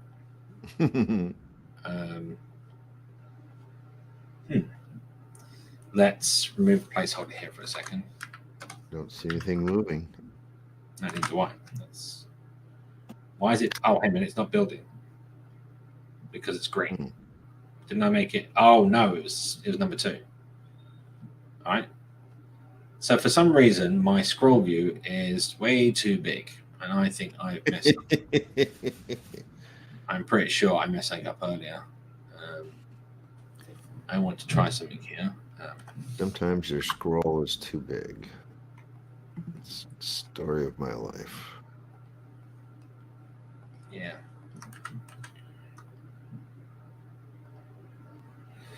Why do I have a feeling that intrinsic height is in the wrong place? Let's go look it up, shall we? See what the docs tell me I'm doing wrong.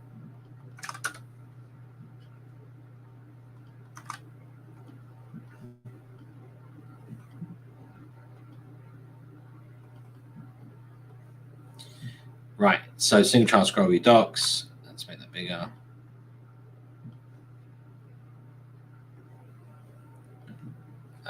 There's a couple of examples in here.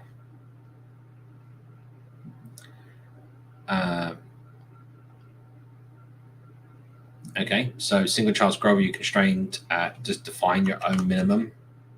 That's one option. expand contents to fit the viewport. Intrinsic height, no, it is a constrained box. Again, no, not copying it over, so we're not getting the width constraint. And intrinsic height is on the inside. So is it that there's a max? No, because that was what I just removed. Ah, wait a second. I know what it is. No. No, no. Hang on. So close. Well, look, this is, let's do,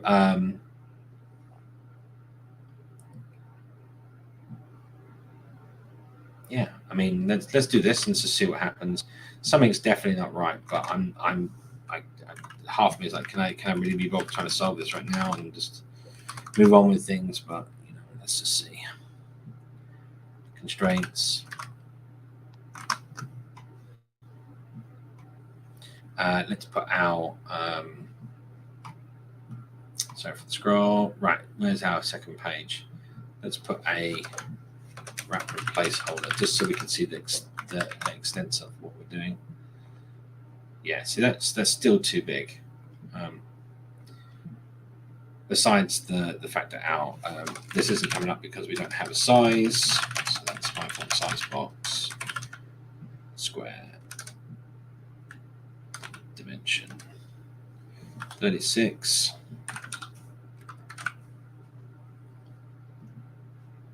Wrong line.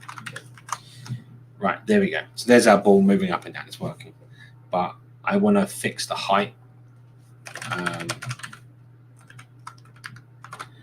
Let's wrap this size box. I'm just going to do this as a temporary measure, just because I can. There we go. Let's make it 6'4". 6. I'm cheating. There you go. Right. So so there's our little dot bouncing up and down, right? But when we leave the screen and come back, it carries on, right? So when I leave the screen and come back, it's actually carried on moving. What we actually want to do is, let's say, tell the page that it's no longer active, which is kind of like you know, a standard thing you want to do. This is also how the title comes into this, right? So this was just the example to show it working, right? So what we want to do is at the top here, we're going to declare a mixin. Do I want to do this way? Is it mixing class now? Or is it mixing? Let's just do mixing. I don't know. Right, so we'll call this page mixing. And on T, that extends stateful widget. On state of T, and this is going to have void page activated, void page deactivated. Yeah, sounds like a good idea to me. Hope so. Actually, we could just do this as a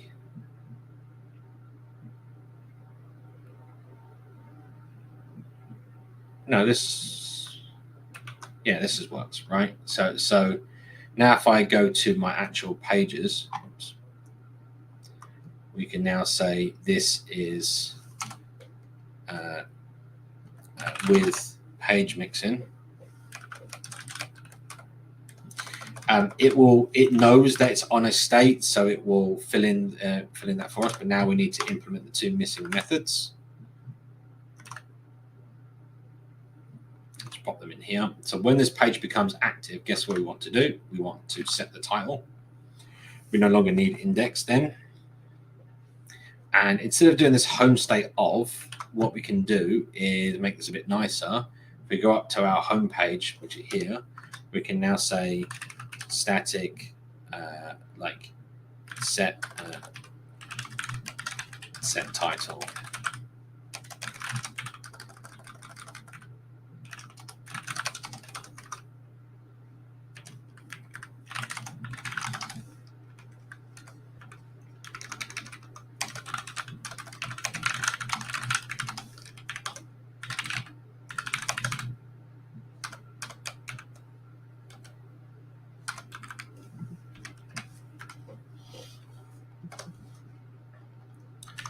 And we're going to take a rather index. We'll do the same thing as we originally did when we have a single title.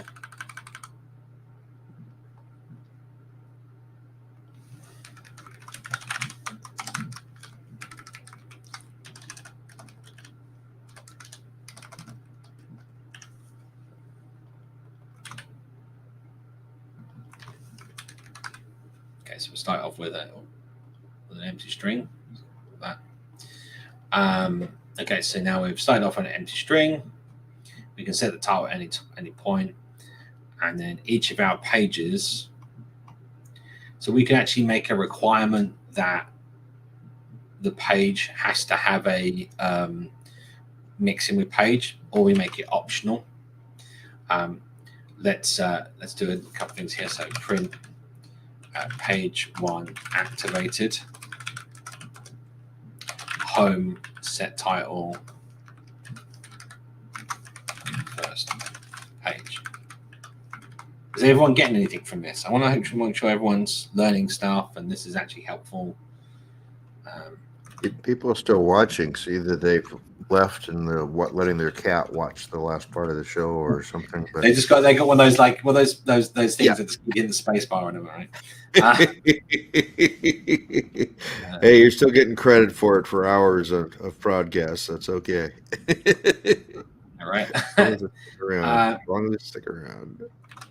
Okay, so page mix in here again, and then we'll add page mix in the last one. So in the case of our second one, we can now stop the animation when we get deactivated and start it up when we get activated. So let's go do that, and we'll set the title. So pop that in there. This becomes second page, page 2 activated, page 2 deactivated. Get rid of the page type from that.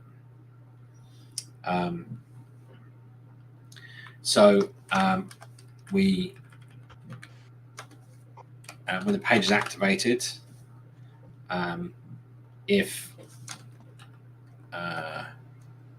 isn't there a way to if we've been starting, we'll continue, right? Yeah. So now I'll tell you what we wanted to do. If we get activated and our controller status is at the beginning, which is dismissed, then we start and repeat. Otherwise, we continue. Now, here's the problem: we have a direction. Does repeat actually modify the direction? I'm trying to remember. It's a repeating simulation. It's different. Sorry, just kind of like digging down into the details here. Is playing reversed? So people are watching. People are watching and calling it very interesting. Knowing that I can't access the simulation directly, what we might do, in fact, instead of this, we'll do what I did originally, which was we'll set up a status listener, and we'll do it that way, just because it's going to turn out easier. Isn't there automatically something about the way when a ticker isn't being on a visible page, it automatically pauses it anyway? Yeah, you can do that automatically. That's why I said this is like a contrived example. But okay. I just wanted to show this as a practical use case of it, right? There might be something else happening that is not an animation, right? Yeah. So if it's dismissed, we're going to go forward. If it's the other one, we'll go reverse. Completed. Right, so that'll keep it going backwards and forwards. And then when we get into the activated, we'll have it if it's we kind of want to do a switch statement here actually, because the behavior needs to change, right? So if we were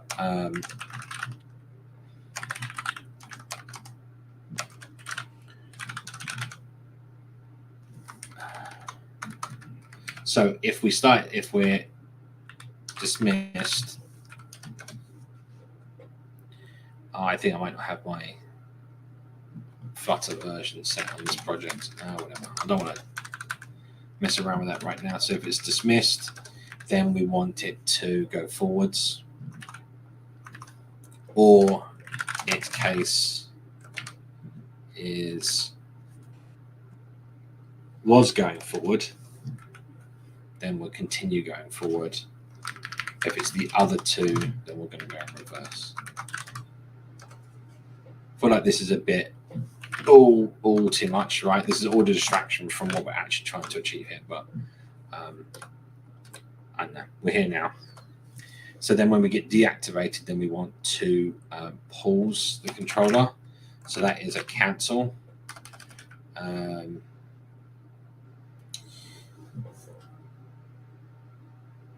Can we? Yeah, we can stop it, can't we? Can we stop without? I think it's stop, cancel, true. Yeah. So that will stop it where it is, but it will keep its position. Whereas if you choose cancel false, it will reset it to the beginning. Right? Okay. Okay. So page 2 activated, page 2 deactivated, and then let's do here page 1 deactivated, page 2 deactivated, and then we'll copy this for the last one. That would seem to all be wanting to be in your mix-in, so you don't have to copy a bunch of stuff, right? I could put those in the mixes. I'm just trying to be a bit more explicit, but yeah, you could put the print statements in there, but again, the print statements are there just for debugging.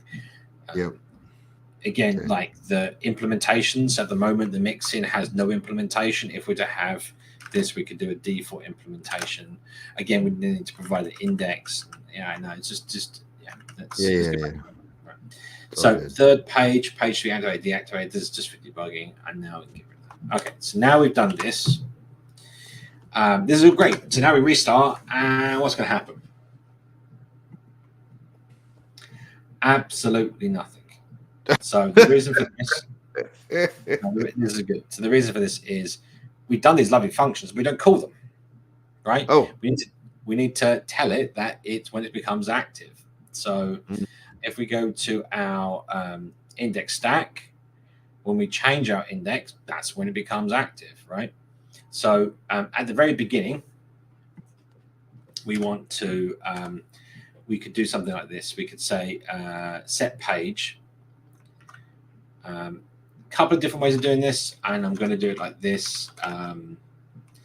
Actually, no, this is kind of annoying, but the initial, maybe we should do set active page.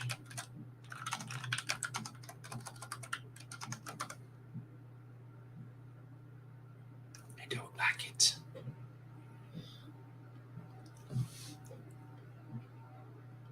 No, we're just going to do it in set. We're just going to do it in here. We're probably going to have one frame actually happen before this activates in this example. There's ways of getting around that. I don't want to overcomplicate things right now. So what we're going to do, we do set schedule micro task, and we're going to call set page from our init state. This gives it the initial page activation that we need, and then we can say if, and we'll set can we set our initial index to something stupid? I don't want the initial to become. I tell you what, we'll make it. I don't want to make it nullable either. Let's make -1. This is not probably a good idea, but and then down here, our active page, that's going to be fine. And our index here, if it's less than 0, then we're going to go 0. This is a bit of a hack. All right. The only reason for doing this is I can say if index does not equal -1 for our initial state. Probably a better way of dealing with this is instead of using an enum, and then you can have a none state rather than an index.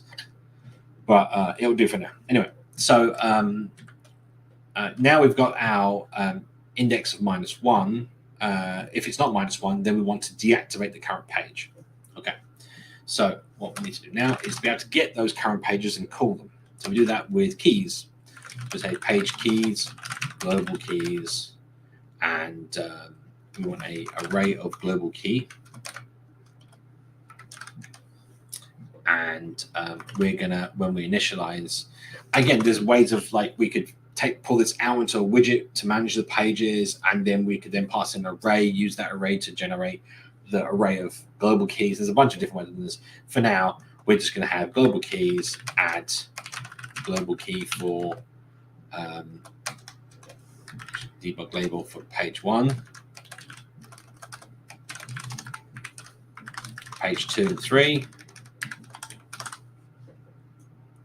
and then we'll just use the index of our thing. So in here we'd say this, the current index of where we are, and then we get the current state.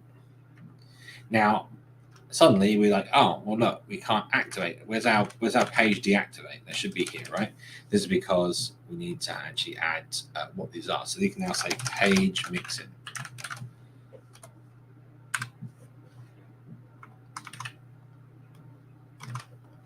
So now our thing has a type, or should have a type attached to it. He says, but it doesn't for some reason.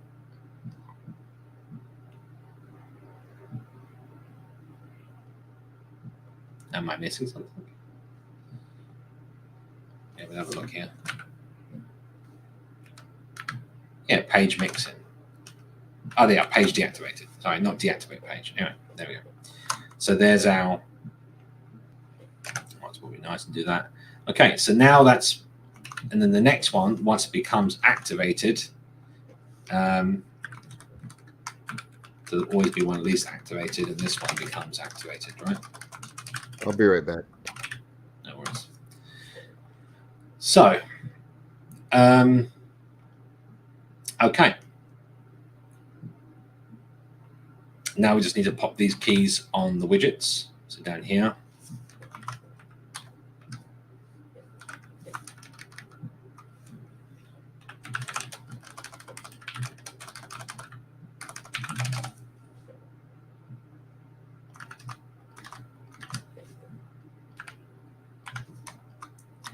And these were in, no, that should work.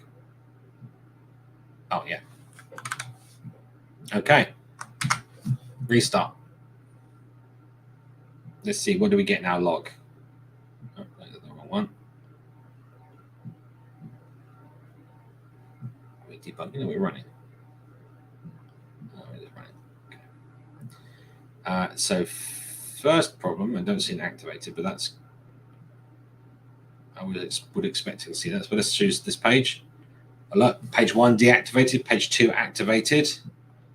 Go back, page 2 deactivated, page 1 activated. Go back, it carries on from where it left off. And it's like it gets paused, you see? Well, it is getting paused. So if I leave that, it's not going to go anywhere. It's going to carry on. Doesn't matter how much time passes, right? If we go to page 1 and page 3 like this, we're going to go from 1 to 3 being activated, deactivated, and go back to 2.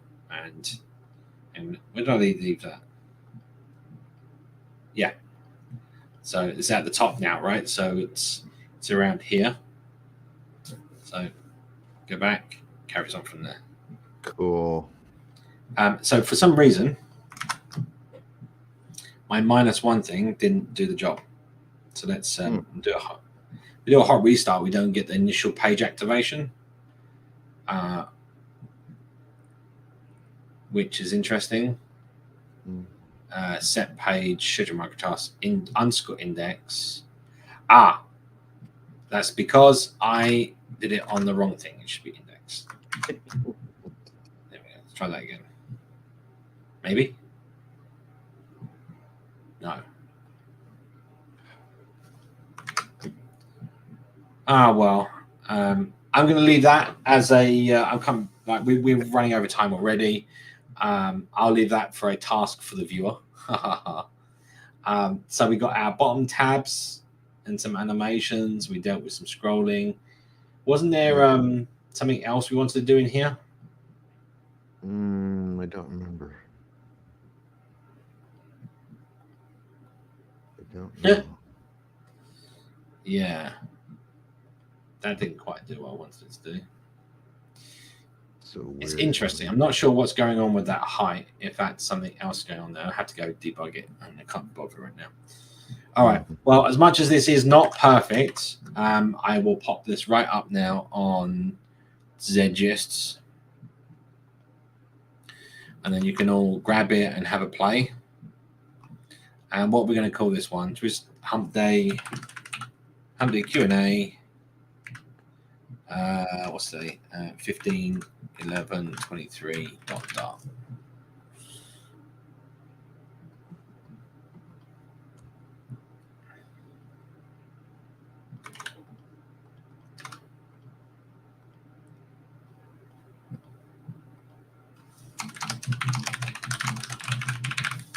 This is the 15th, right? Yes, 15th, 11th, and I'll pop a YouTube link in there so people know where they can watch the video and create public gist. Cool. Bam. Right, let's get that in the chat for everyone. Link is in the chat. I feel like I want to do something else, but I think it's good enough to keep us going. Thank you all for coming on. Hopefully this made up for a bit of time we missed last stream. Gone. There's this. Dart 3.2 was released just moments ago. Of course it was.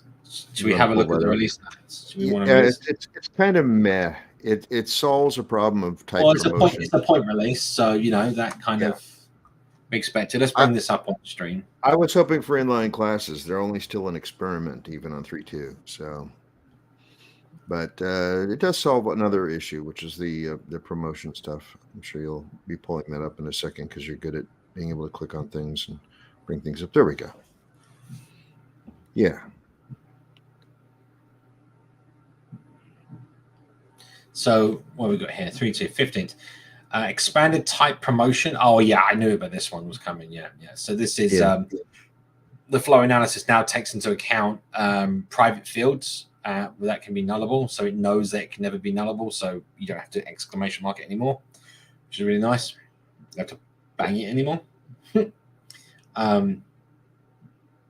So yeah, so this is exactly what we experienced today in what we were doing, and like a private variable that I think it was somewhere in there that was nullable and had to use an exclamation mark.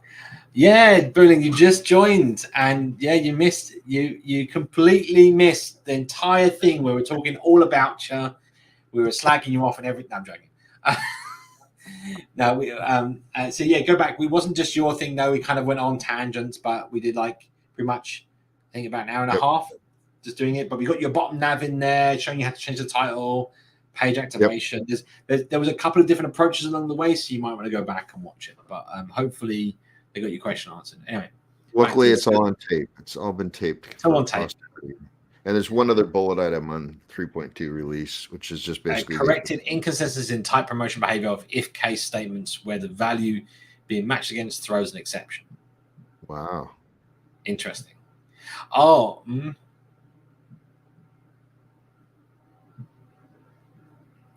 If it throws an exception. Oh, this is just taking us to an if case. This isn't showing us an example. No. I thought this could show us like the actual problem so we can see what it fixed, but yeah. Fixing type promotion failures. Oh no, this is just showing you how you fix those. Okay. Yeah, no. Right. All right. Well. Yeah. No, nothing exciting. Thank you for joining us. Are we doing a show next week? Are we doing a show next week? I think we're doing a show next week. I think I might see if I can. I want to build something else. I want to do something else, but. Well, next week will also be the birthday show for me because it's my birthday. So. Oh, come with your birthday gifts. That's it. That was this. Getting older. Sorry. Maybe I want to continue coding. Maybe get an early night instead. Right. Thanks everyone for joining us. And great. Good seeing you all. We'll see you again. Drive safely on the way home. Same time, same place. All that jazz. Thanks for coming. The dragging. Yes. Anyway, let's play that. Right. Thanks everyone. Okay. See you next time.